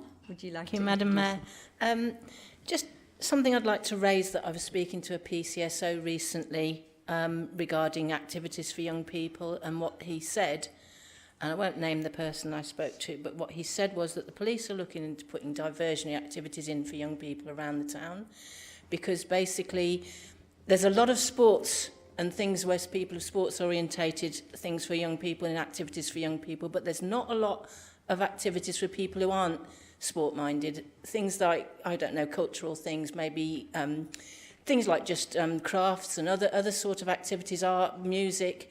There needs to be more money put into those sort of things for people who aren't interested in sports and activities.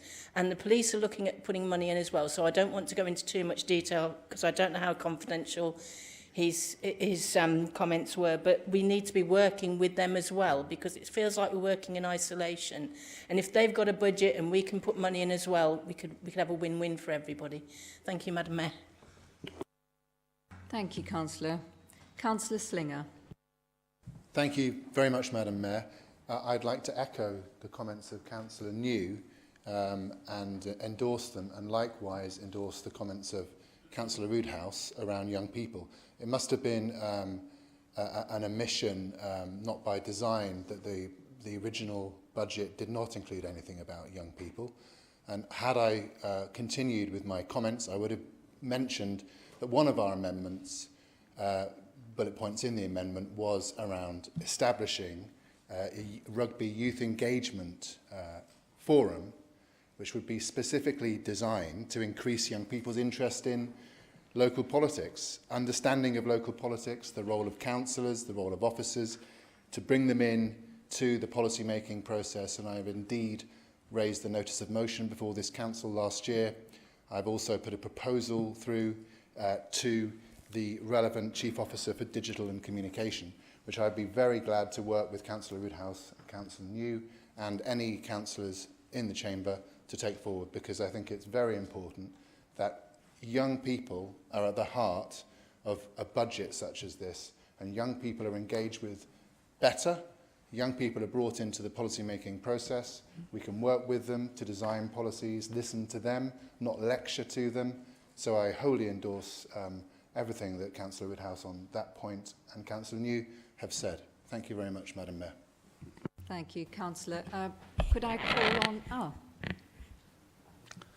Thank you, Madam Mayor. Yeah, in terms of diversionary activities, I would draw members' minds back to the task and finish group that looked at graffiti and antisocial behaviour. Was brought forward by Councillor Rabin, Douglas and Amish, and which they went through Cabinet and went through Council, and everybody said was, well, a lovely idea, can't we do those things? But it's not mentioned in the main Conservative budget, nor in the Labour budget. And I think that's something of an oversight, because clearly if we can get young people engaged in positive activities rather than negative activities, then that's a win-win. So I would ask members to remember about that task and finish group. Think about why it isn't in your proposals for the budget tonight, and what we can do to bring those sort of positive activities forward as a council. Thank you, Councillor. Councillor Picker.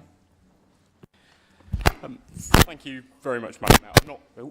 I'm not going to try and speak to everything. Just at the risk of incurring your wrath, I would just like to thank Councillor Moran for his kind words a moment ago, though I fear that might be the dictionary definition of damning with faint praise. And in that spirit, I'm going to pay it forward to the Liberal Democrat amendment. And the one I want to touch on is point B, because you spoke briefly in your comments about bringing empty shops back into use and these sorts of things. I'm not going to support this now because I'm not convinced by the $500,000. I know, you're shocked. I can see it on your face. But I do think it is a reasonable idea to have a look at as part of the UK Shared Prosperity Funding, as part of the Town Centre Regeneration Strategy. Part of the substantive refers to looking at bringing disused buildings back into use. And if there is a business case here, it's certainly something worth looking at. Thank you, Madam Mayor. Councillor Douglas, would you like to say... Well, we'll wait. Councillor Brown, your microphone, please. Thank you. Sorry, I jumped the gun there, Madam Mayor. Okay, I'd like to say how pleased I am to see outcomes in the Lib Dem proposals. In terms of young people especially, they're very clear. And your belief in what will make a difference to young people's lives comes through really sincerely there. I'm pleased to see it.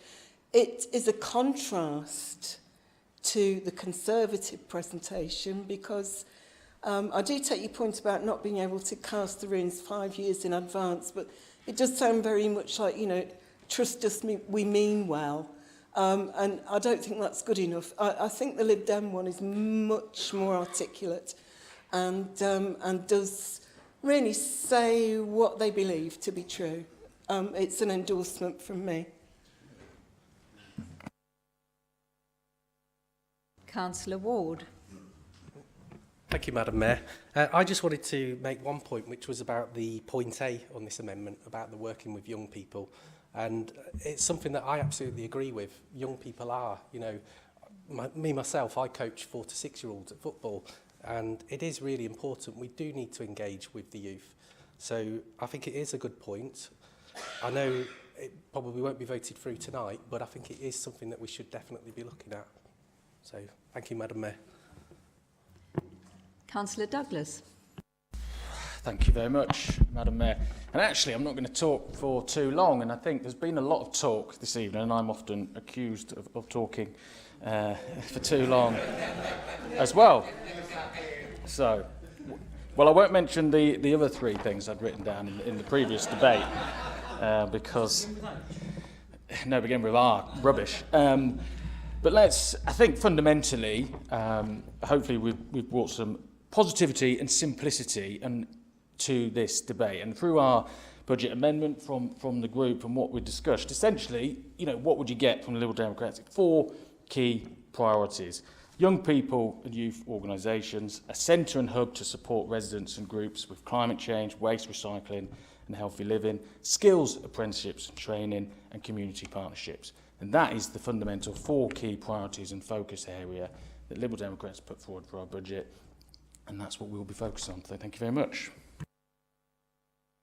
Thank you, Councillor.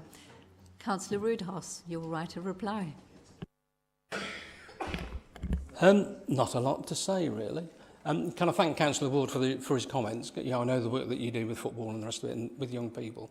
But I do think it is something important. I think it's something that we do tend to forget about a bit going forward.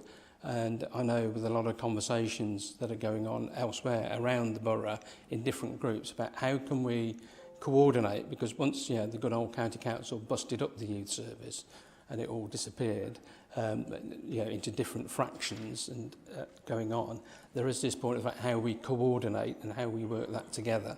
And I think that's the key point. We as the council, I think, are the glue really that can help that do that particular work as well. So I'll take on board Councillor Slinger's point about the education and all the rest of it. But I think that's just one part of the jigsaw of putting this together. And and if the council can take a lead collectively on that, I think that's something that we should do. And I know the chief officer is keen to develop that work as well, not just for sport, as Councillor New has quite rightly said. Thank you, Councillor. Can I call on Councillor Lowe? Thank you, Madam Mayor. Me again. Hope I'm not too loud for you over there. Madam Mayor, there was a lot of acquiescence tonight in tonight's debate from the Labour group to the Liberal Democrat group amendments, and I can understand that. There is much that is positive in the Liberal Democrat group amendment. I wonder, therefore, why the Labour group did not decide to plagiarise the Liberal Democrat amendment in the same way they did the Conservative one. No, jokes aside, Madam Mayor, I think there is a lot that is hugely positive in what the Liberal Democrats have proposed. And I have to say, I couldn't put it much better than Councillor Picker myself, really. What's being proposed is a good thing to do, and we support it. I mean, the reason that we won't vote for this tonight is not that we don't support what is behind it. It's just simply that it is more properly funded outside of this particular budgeting process. There are other sources of funding, as Councillor Picker has highlighted, such as the SPF funding, which we spoke about earlier today, and indeed some of the stuff to do with the broader regeneration strategy. So it is with a mild apology, if I can put it like that we're not going to vote for it, but not because we don't agree with it, just because this isn't quite the place to move this. But thank you. So that's it, Madam Mayor, and I'll just say more broadly, just speak about the budget more generally, and again, I know we'll move on to the substantive motion shortly, but just in relation to why it's £5 million and not £6 million, because that was just picking up on one of the points that was made by Councillor Roodhouse earlier. Sorry? What? I'm stealing Councillor Robbins' speech. I apologise. We've had proposals stolen, we've had speeches stolen. It's a night of borrowing stuff. No, where was I? So it's £5 million for a very specific reason. It's not £5 million because that's an amount that we plucked out of the air, or we thought, oh, that sounds like a big amount. It's £5 million because we spoke to that guy over there, our Chief Finance Officer, John Illingworth, and we said, what is the maximum, John, that we can take out of these reserves without putting the council at any risk whatsoever? And John told us it was £5 million, so that's why it's £5 million. If he said 12 million, it would have been 12 million. If he said 3 million, it would have been 3 million. So that's it. That's the reason. That's all I have to say, Madam Mayor. Thank you. Thank you, councillors, for that debate. Now, we are going to take a vote on the Lib Dem amendment, please. Those in favour, please show.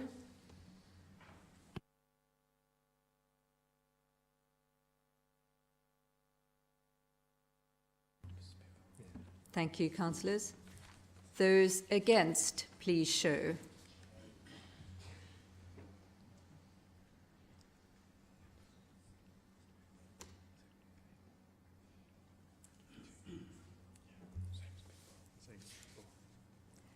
16 votes for and 22 against. The motion is defeated. The amended motion is defeated.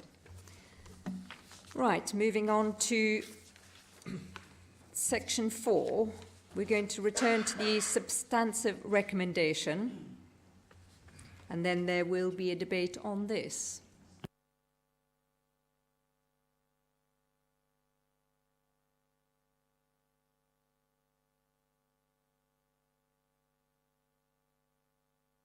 Can we just clarify for the minutes that was 21 and not 22?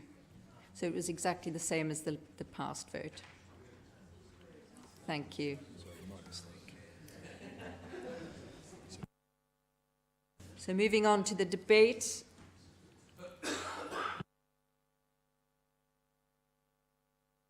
Moving on to the debate on the substantive motion, may I again call on any speakers? Councillor Robbins. If I can bring the screen back up. Thank you, Madam Mayor. I'm going to talk about the actual budget. But first of all, before I start, can I give my heartfelt thanks to John Illingworth and his team? Whilst he may always say that it's his job, I believe that he has gone far above and beyond his job in this very difficult climate. And I know that I would not be able to stand here tonight and present a balanced budget were it not for his diligence and guidance. And I think I said similar words last year, but I mean them whatever. Madam Mayor, as last year, this year's budget setting has become a joint effort between officers led by our Chief Officer, John Illingworth, and Councillor Lowe, Leader of the Council, and other members of Cabinet, plus opposition party leaders. As always, it has not been an easy ride.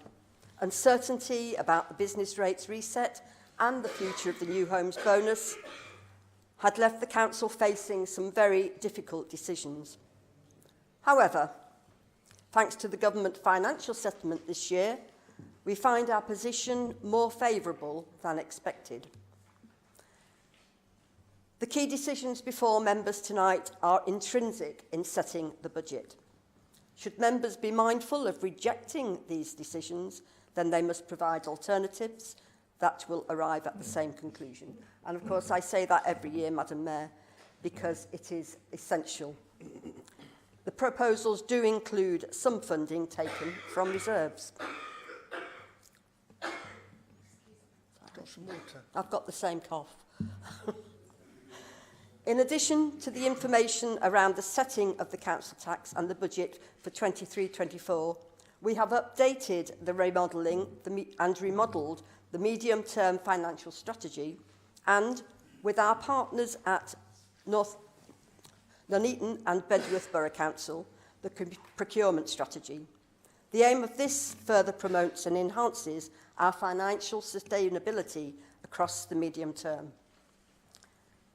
Madam Mayor, since I took on the role of finance portfolio holder some 7 to 8 years ago, there has been a threat of the government reset of business rates and the possibility of losing a large portion of our business rates income. At the time of the announcement by the government, the then head of finance, Manny Ketley, who is now our chief executive, and I decided to set up a reserve in which to deposit any amounts above the base rate of the business rates we receive, in order to ensure that the council would not face a financial cliff edge. The business rates reset would, at the time, have left the council with around a 3 million or more deficit, which we hope to plug with the business rates equalisation reserve when the reset happened. As you are aware, the reset did not happen that year, but we were told year on year that this was still the government's intention. And as the loss to the council would also increase year on year, we continued to add to the business rates equalisation reserve each year. And now this brings me nicely to today. Thanks to the government announcement regarding financial settlement for the next financial year for 23-24 and up to up to 25-26, we now know that the business rates reset will not happen now or before the next general election. We also benefited from a more generous than expected financial settlement for 23-24, details of which can be found in the handbook that has been circulated to all members of the Council. This, Madam Mayor, gives the Council more certainty about the future of our finances and the chance to re-evaluate the need for such a large reserve. As has been outlined by the leader, Councillor Lowe, we are now in the position to release £5 million of the business rates equalisation reserve to kick-start the regeneration of Rugby Town Centre and the surrounding area. However, it is because we are a responsible and prudent council that we are in a position to inject such a large sum into the town. And therefore, we must take account of the future risks to this council and the probability there is still going to be a change to the business rates and how they are distributed in the future. Based on the reserve risk assessment in the agenda pack, the potential presents risks to the council of amount around £23 million. They're the risks, Madam Mayor, 23 million. And we must ensure that we are prepared financially should all the risks materialise. That is why, at the present time, it is prudent to only commit £5 million. As time moves on, however, we should see, or should we see, less of the risks materialise, we can then evaluate the possibility of releasing more funding into the ongoing project, which will continue, obviously, and give us a much more certain future of how we are going to fund the regeneration of the town centre. Madam Mayor, this is an exciting time for Rugby Borough, and I am proud to be a part of it, and I'm proud to have been a part of it for the past 35 years. It is no secret that I will not be seeking re-election in 2024, but it is my wish to leave the council in a financially viable state and to see the regeneration of the town centre well underway. Madam Mayor, I am proud to second the recommendation and trust that all members of the council will vote in favour. Thank you, Madam Mayor. Yeah. Well done, Karen. Good. Councillor Roodhouse. Thank you, Madam Mayor. Just a few words on the substantive motion as it now stands. And going back to the medium-term financial strategy and the documents, the background documents to this, which have been presented in a slightly different way this year, which I think in a better way, a more informing way. And of course, they talk about the demographics at the beginning as we go through those demographics and about the changing older population that we have and the way things are going to particularly move. So I suppose it's a point to Councillor Picker to begin with the local plan which is coming, and quite clearly from a briefing document I've seen today from the County Council to do with wheelchair use, frailty and the rest of it, that actually any future houses that need to be built to full disability standards or close to that. So I think that's going to be an argument and a discussion to be had as we go through that process. But the demographics I think do give us a picture for financing and budget setting and the way the processes work. And, you know, at the end of the day, when we do look at it tonight, we are all saying the same things. You know, I sniff an election in May, I think, is what it's all about, isn't it, really? But if we cut through all that, and I've said it before in this chamber, this council cannot be beaten when it comes together and joins forces on particular issues. And Rugby Town Centre just has to be one of those, doesn't it, really? You know, so we need to cut through and I can't say that word, but we need to cut through and actually, you know, get to the chase. Councillor Picker's talked about work streams, there's stuff in here about work streams and the rest of it. The only thing I'm saying is let's do that cross-party. Let's use the best knowledge that we have in this chamber to do that, and let's be transparent about it, and let's involve people out there in the town centre who run the town centre. And I think we all agree with that. It's just how we all get there and how we do that because we all come at it from slightly different angles, and that's where the yarboo comes out. So we'll see what happens in May, and I'll worry about it, because I'll tell you now, the day after election day, Sue and I are in the car and we're going up the M1, so you can get on with it. So, and if you try and phone me, the phone's switched off, I tell you now. So, you know, I'm somewhere else. I'm in Northumberland. Turning to a couple of slightly more serious points. In the report as well, paragraph 3.3 talks about inflation and pay, which equals to 50 vacancies and 10% and an ageing workforce. So the other thing I'd ask for assurances from the leader, and the Chief Executive's not here, so Deputy Chief Executive, is this. We need a very strong workforce strategy about retention and bringing people in and development. Because we're losing people. Is that because we're in the bottom quartile for payments? So there's a serious question for the council here as elected members. Is future budgets actually, we're going to have to increase salaries and move up the quartiles to actually attract people in, to keep them here? There's some very big questions, I think. You know, and we're not just the only local authority that's suffering this. Yeah, everywhere's hemorrhaging planners or highway engineers or whatever else it might be. But there's a question there that if we're in the bottom quartile, paying the lower rates, you know, can we actually attract people in to work for us when we put the first advert out? Because I hear more and more, yeah, we put an advert out and we get 2-3 times before we actually find somebody that's going to fit the fit for purpose. So, you know, that paragraph where it's saying 10% of the workforce and it's an ageing workforce, that's quite concerning, I think. So, you know, I hope that the leader will give us an assurance tonight that we should tackle that and actually work with that and going through. So it's not just about the town centre, but it's making sure we have a fit organisation going forward as well. I'm glad the procurement strategy was mentioned. Appendix 10, for those of you who've gone through all the documents. I was disappointed, to be honest, with it. Quite disappointed.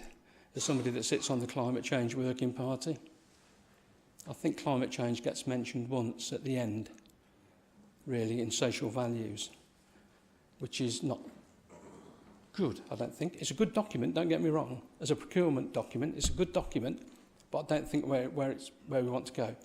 I can see Councillor Picker and everybody now looking at the document. Go to social value, you'll see it in the back, the first or second bullet point, I think.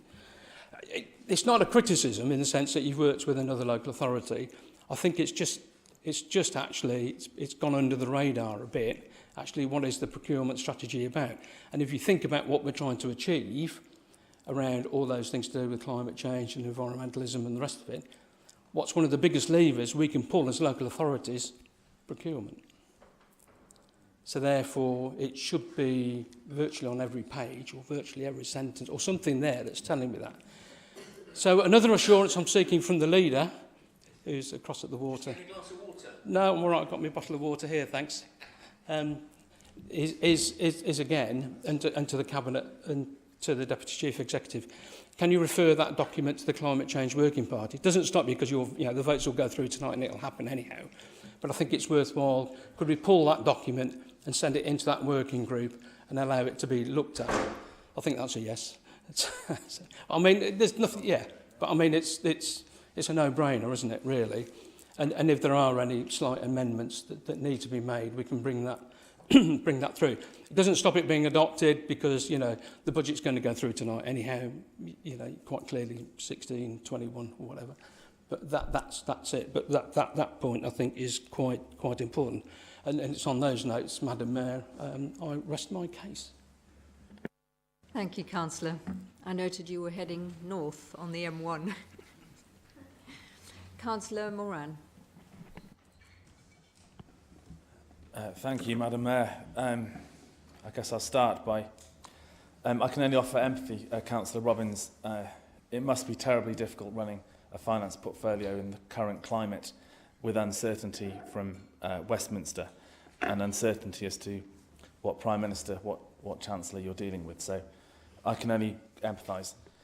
The second point I wanted to make was I guess the fundamental issue that myself and my colleagues have with the Conservative budget. Councillor Lowe, you described the chain of events with the Chief Finance Officer, asking essentially how much can you get? How much can you withdraw from the bank? You only get to do that once. So the idea that we're being criticised and berated for your lack of clarity and accountability for, in your own words, spending a once-in-a-generation kitty is unacceptable, because you only get to move that budget into the town centre fund once. So we're only trying to do our job. Councillor Roodhouse set a much better tone, that we're trying to be collaborative, but it's hard to be collaborative when there is such a little detail to get into. And I want to make the point here that those reserves, building up those funds, have come at a cost to the borough. So budgets before my time undoubtedly must have been tight. Services have been, whether being cut or put under pressure, services have been challenged. All of us receive constant concerns and complaints from constituents about not getting the services they believe they pay for. So your balanced budget has come at a cost, but that's in the past. But looking forward, I want to take fundamental issue with you, Councillor Lowe, for suggesting I'd copy your homework. In a million years, the fundamental difference we have in our budget is that we're inserting from the outset checks and balances. You also, in your rash to pontificate, you jumped to avoid some of the great ideas that we've put forward. So whether that's a town centre, an innovation hub, whether it's a green space task force, whether it's actually challenging the idea what should be built on this space. Those are different ideas, but no, you're right, we're not going to cast out a suggestion that local businesses are helped and worked with. We're not. We're simply asking that there's accountability and value for money. And look, to the final point, I have absolutely no problem with you shouting. What I'm saying is, you shouting doesn't make what you're saying correct. And in a similar vein, stop the lot of you telling each other you're doing a great job. You're not. Nobody else thinks you are. Find an independent person, an independent consultant to assess your work. Because as I said previously, the only town centre rankings that count in this country, Rugby has fallen from 197 to 256 in under 20 years. That has happened under your watch.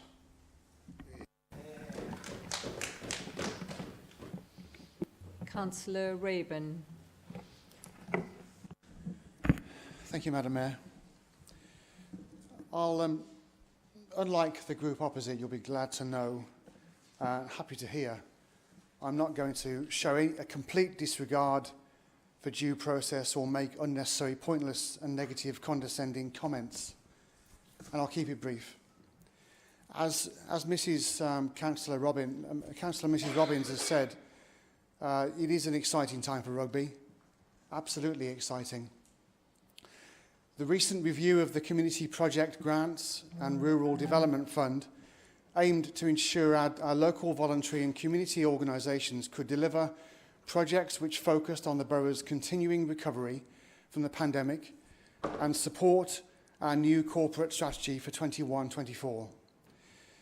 Having worked with several local community groups and charities over the last few years, in my opinion, we have a not-to-be-repeated opportunity this year, which is perhaps the most significant year for any generation, to support the development of an existing new market, an exciting new market, the new and existing independent businesses, and our town centre regeneration.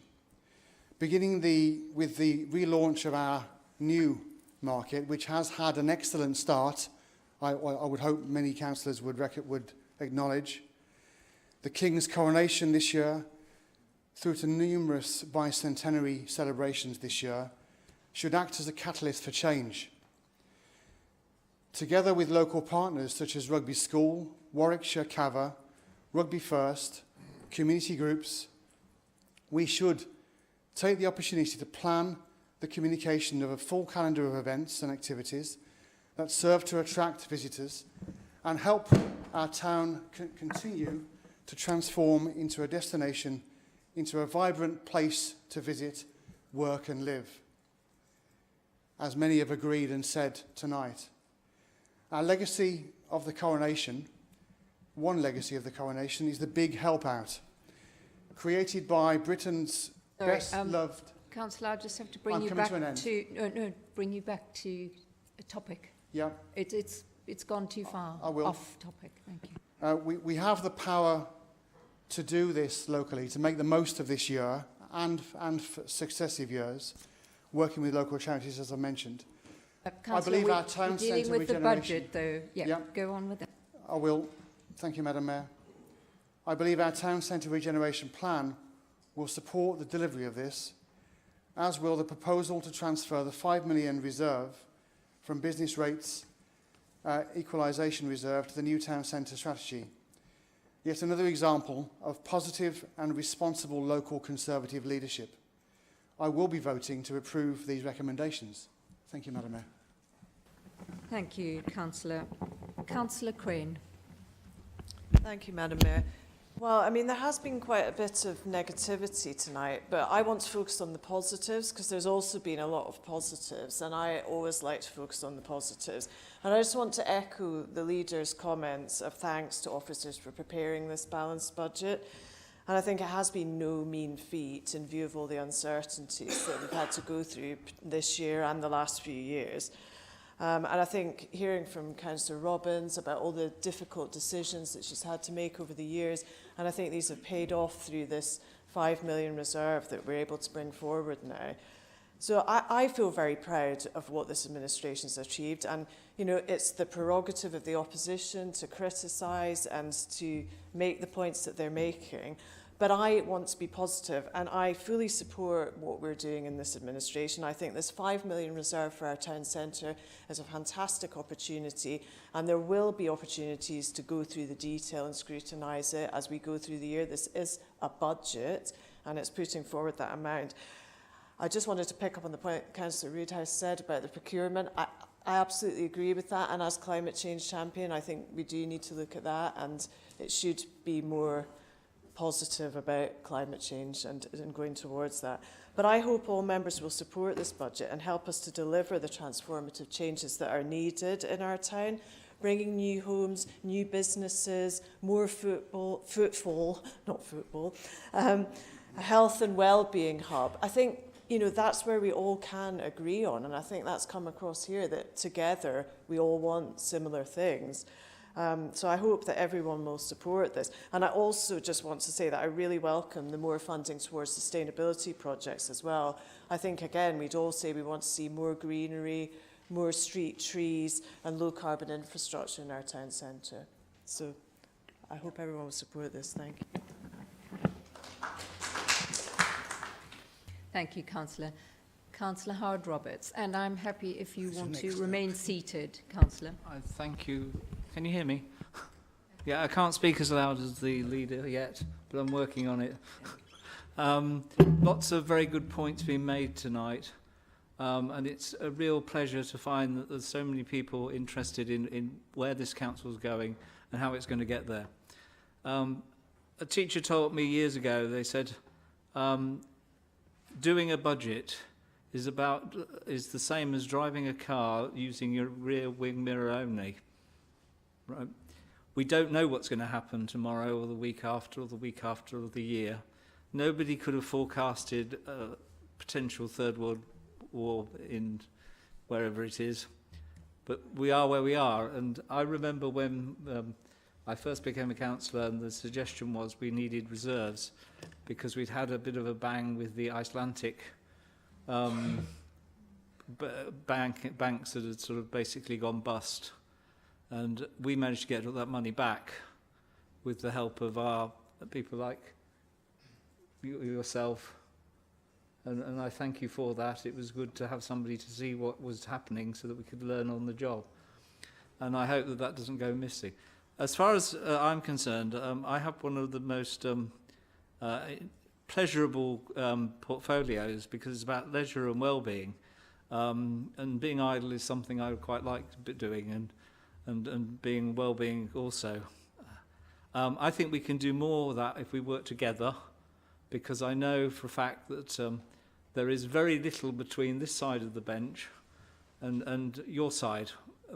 We come here and we don't mean half the words we say, and it can sound a bit childish, but we will grow up, and we like to work with you in a positive way. You know, if you've got a problem, contact us. Don't come to a meeting. Pick up the phone. And if you're lucky, you'll get me in. Anyway, on that belt, I will be supporting this budget, but then there was no surprises there. And I wish you well for the rest of the year. Thank you. Thank you, Councillor. Councillor Sanderson. Thank you, Madam Mayor. Interesting conversations about the town centre. I can remember when myself and Councillor Lowe were on a working party actually talking about the town centre. Was it 5, was it 6 years ago? Did we have a budget put up? Oh, well, I think we did manage to put a budget together. Did that budget actually get actioned? No, it didn't. And again, we had some funding from the out-of-town shopping developments. Again, that was supposed to inject life into the town centre. It did little bits, but it didn't go as far as we would have liked it to go. And that's what really disappoints me about the debate tonight. It's all about silly sabre rattling and not getting on with the job. If you want to see what I mean about not getting on with the job, go to the Rugby Art Gallery and Museum and look across at Wall Street. There's that lovely big banner that goes across Wall Street, and it's got filthier and dirtier and more neglected year after year after year. What it says is, this is your way to High Street and the market. The more tatty it's got, the more tatty the town centre seems to have got. So, and that's what the public are seeing. That's what their view of rugby is.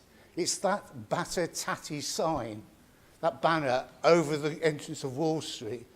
Nothing like the one in Regent Street. Why aren't there 2 good banners, for example? So it's again, what I've found as a ward councillor that covers from Asda to Clifton Road, I get on better sorting things out as a ward councillor than the support I'm getting from Cabinet. Now, that's why some of us supported at the special council meeting a board being set up, because we wanted to keep our eyes on you. We wanted there to be public accountability. Scrutiny's been pretty well killed off, but we wanted a viable board to oversee what was actually happening in the town centre. Were you finding the money for it? Were the portfolio holders accountable for their actions? Because I've seen very little of that in the last 5 years. Councillor Livesey. Thank you, Madam Mayor. I was really pleased to see in this budget that the £1 million fund for supporting the climate strategy was still there. But I do share Councillor Roodhouse's concerns. The climate strategy seems to take quite a back seat in this budget. I read through, Councillor Roodhouse, all of that document, the whole lot, and I was really disappointed to see that there weren't really any proposals about how that £1 million might be spent. Although I'm encouraged to hear what Councillor Crane said just now. But I did look at the climate impact assessment, and I was shocked when I read that to see that 7 out of 8 areas of impact, that's 7 out of 8, state that there is no direct impact of this budget on climate change. How can that be? If that is true, what is this £1 million fund for? Is it for getting out and admiring from time to time? Or maybe we just stash it away and then pat ourselves on the back when we get it out while the planet burns? It's 9 months since I became a councillor. That's 9 months more inaction by the current leadership, 9 months more of global heating, and 9 months more of hot air from the party office opposite. No wonder the ice caps are melting. They've got no idea what to do, so they tick the boxes, cross their fingers, and hope no one will read the whole paper. This is a tick-box budget from a tick-box party. They've run out of ideas, run out of road, and I think it's time for a change. Yeah.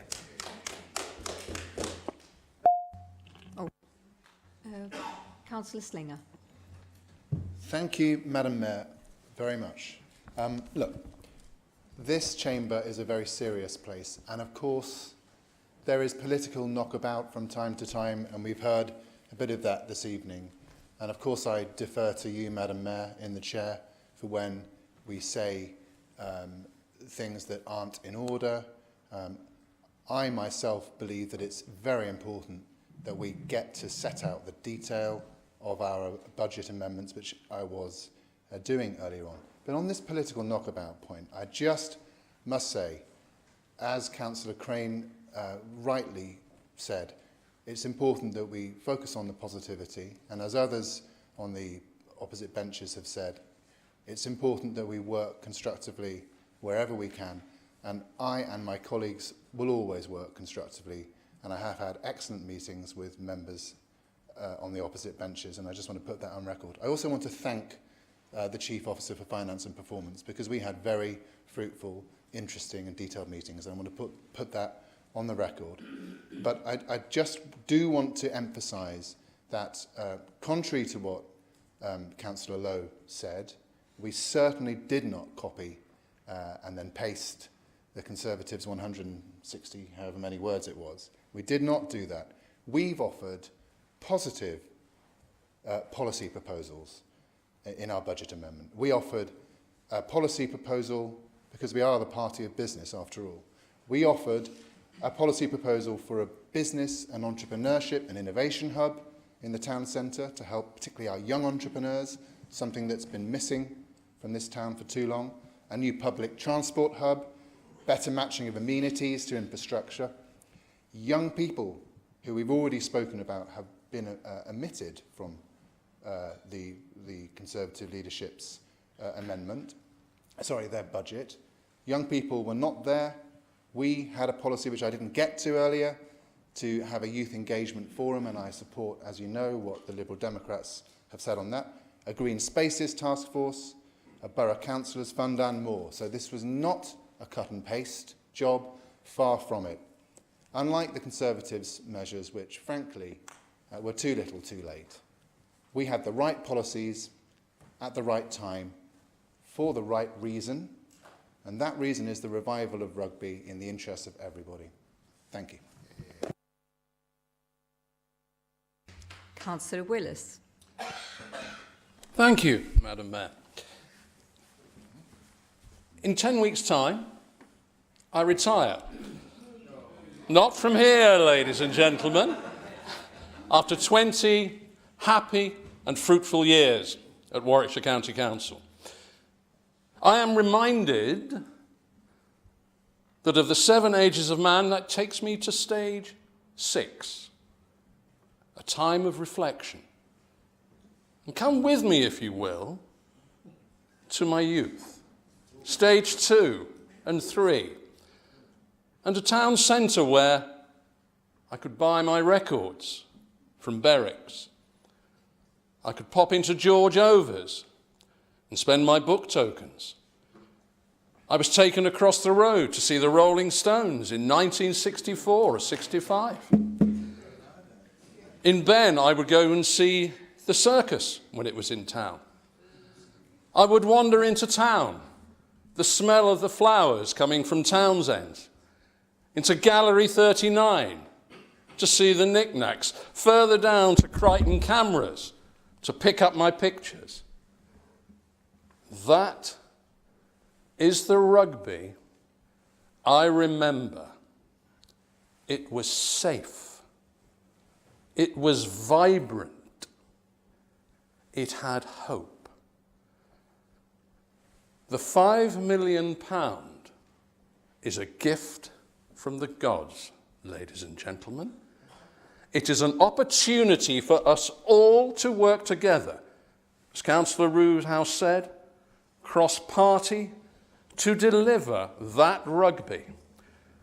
We will never return to those halcyon days, but we have an opportunity that we must grab and take this town forward.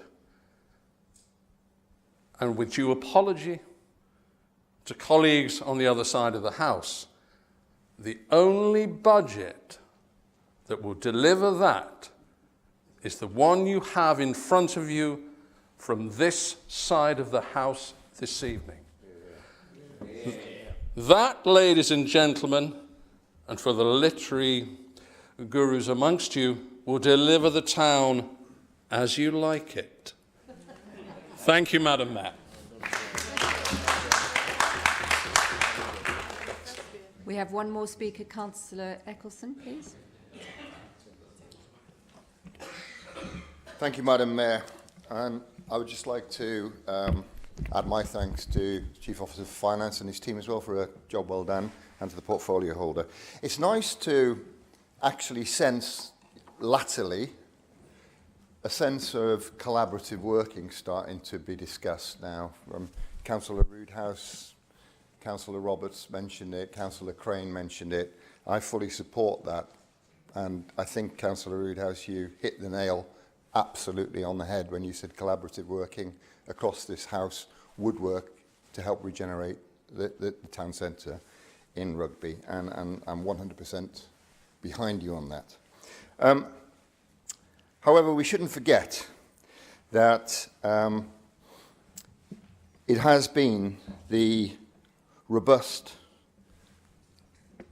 financial position of this council, which has the robust financial position of this council, which puts this council in its financial position today, strong financial position today, because of the care and the consideration taken by this side of the House, by this Conservative administration, Councillor Moran. And in contrast, and in my time in this chamber, I've witnessed the parties opposite, or the party opposite,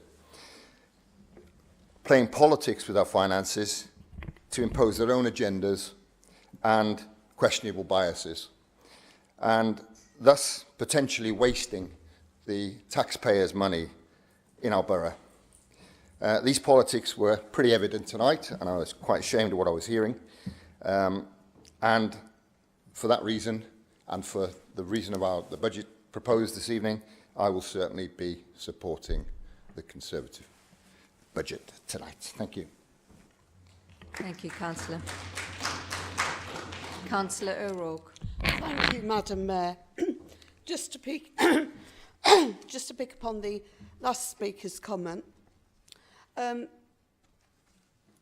we're here to scrutinise. We're here to hold you to account.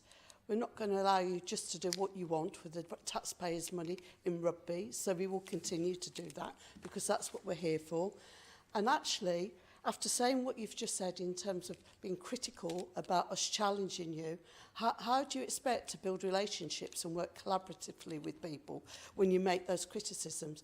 The plain fact of the matter is, we can't support your budget because there's not the detail in it. You've never collaborated with us. You've never worked with us. We've been telling you for a long time that the businesses of Rugby are really fed up. They feel unsupported. Yes, you've just introduced some new market traders, but even that wasn't done well. I've received lots of complaints and issues about that, as I'm sure Councillor Wayne Rabin has. And, you know, yes, we all do want to move on, and I know it's the right thing to do things differently, but you need to take people with you. And this is the problem, really. This is the crust of the problem, that you just don't want to share the ideas, the information. You just think you know it all. You don't want to work in collaboration. I'll give an absolute example of that, and this is why we can't support you. Our town centre during lockdown, myself and Councillor Roothouse pleaded with the Tory administration not to implement a policy of tarmac on our streets and barriers everywhere because we knew it would hurt our town centre really badly. And I had to challenge that, and I know Jerry did. We got lots of phone calls from businesses. What I'm trying to say to you is you need to start learning new tricks. You need to understand the importance of working with your stakeholders. And you haven't done that. And you can see that in the stuff about the markets. You can see it in the Facebook pages that support all the major Facebook groups in the town that link to the press and everything else. Nobody is happy with what you're doing. They've already seen your budget and they're not happy. And now you're just trying to say we're sports and we don't want to work with you when you've never invited us properly in to work with you in the first place. The fact of the matter is your budget actually doesn't go into the detail that it needs to. You've had a long time to sort things out and you haven't. You need to move over in May and let a party that knows what they're doing with the skills in it to actually deliver for the businesses, the residents and the people of Rugby.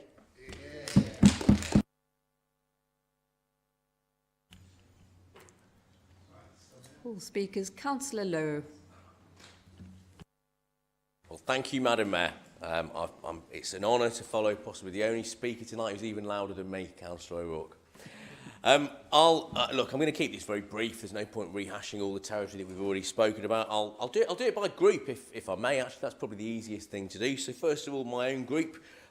Great to hear so many members of the Conservative group speaking this evening in a very positive way and fundamentally hammering home what, for me, are the critical points here.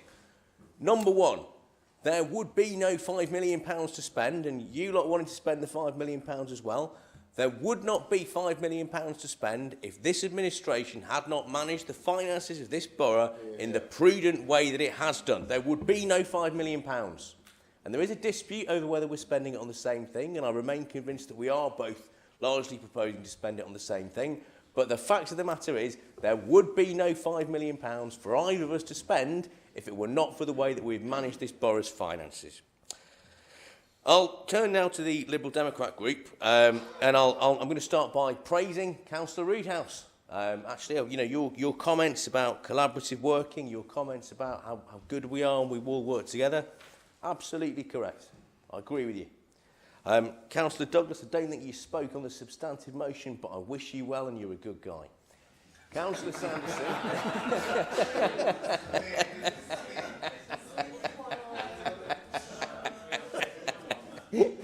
We're twins, Councillor Douglas and I these days. That's the joke.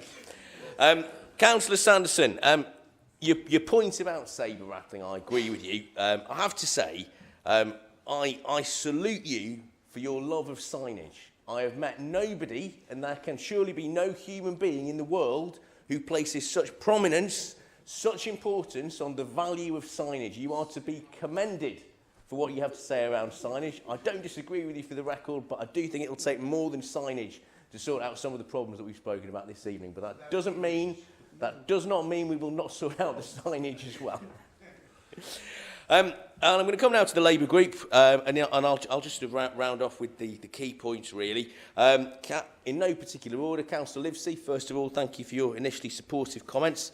As far as your comments on climate change are concerned, so I agree with you that this is a serious matter that needs to be addressed. We are currently waiting for the results of our £2 million social housing decarbonisation fund to carry out energy efficiency works, and that is just one example of the many things that we are actually taking in terms of positive action on this issue. It is, I think, an issue that we'd all agree transcends party politics, and one that we all agree is very serious. And I think that's a positive thing. Councillor Moran, you rehash our budget, then you rehash your own speech 3 times, so I'm not going to repeat myself here. You know, you've once again, you've made the points around detail. Well, I'm sorry, your own budget isn't exactly War and Peace. You know, the point remains that this is an allocation of funding, and the detailed investment case, the detailed plans come later when that money is spent. And quite frankly, if you don't know that, your colleagues around you, who've been around a lot longer than you, should know that, and they should have told you that. You keep mentioning it's 20 years. I've been a councillor for 6 years. I've been leader for 4 years, Councillor Moran. I will not be held personally responsible for things that happened when I was a child. Yeah, I know. I'm a lot younger than I look. What can I say? Councillor O'Rourke, what can I say? I enjoyed your contribution so much. I'm afraid I've largely forgotten what you said, but I think it was probably heavily critical of us, so let me just say I don't agree with what you said. It's been a long night. I think with that, I'll probably draw the debate to a close. Thank you very much.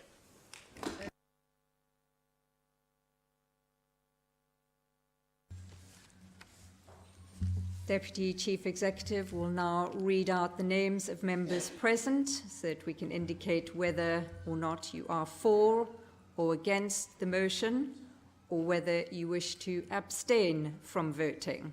We will now allow a recorded vote to take place.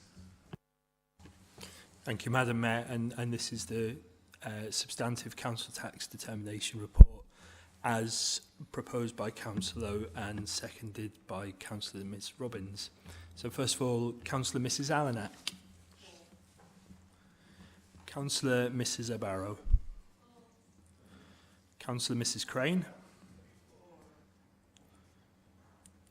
Councillor Mrs Brown. Against. Councillor Daly. Councillor Douglas. Councillor Eccleston. Councillor Miss Dumbleton. Councillor Mrs Garcia. Councillor Gillias. Councillor Harrington. Councillor Mrs Hassel. Councillor Miss Lawrence. Councillor Lawrence. Councillor Lewis. Councillor Ms Livesey. Councillor Lowe. Councillor Ms Maudis. Councillor Mystery. Against. Councillor Moran. Councillor Mrs New. Councillor Mrs O'Rourke. Councillor Picker. Councillor Poole. Councillor Rabin. Councillor Ms Robbins. Councillor Mrs Roberts. Councillor Roberts. 4. Councillor Roodhouse. Councillor Mrs Roodhouse. Councillor Sanderson. Councillor Slinger. Councillor Srivastava. Against. Councillor Mrs Timms. Councillor Ward. Councillor Ms Watson-Merritt. 4. Councillor Dr Williams. And Councillor Willis. 4. Thank you.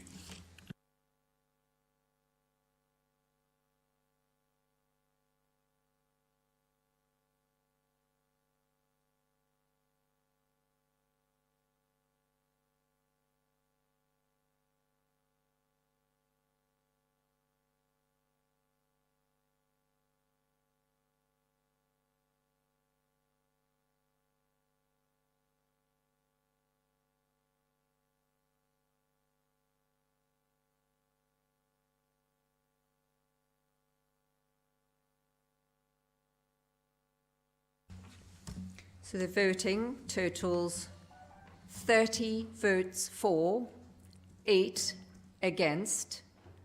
The motion is carried. Councillors, we're going to take a stretch break and we'll just pause the YouTube for a short time. Just remember that we still have members of the public in the audience, so just a very short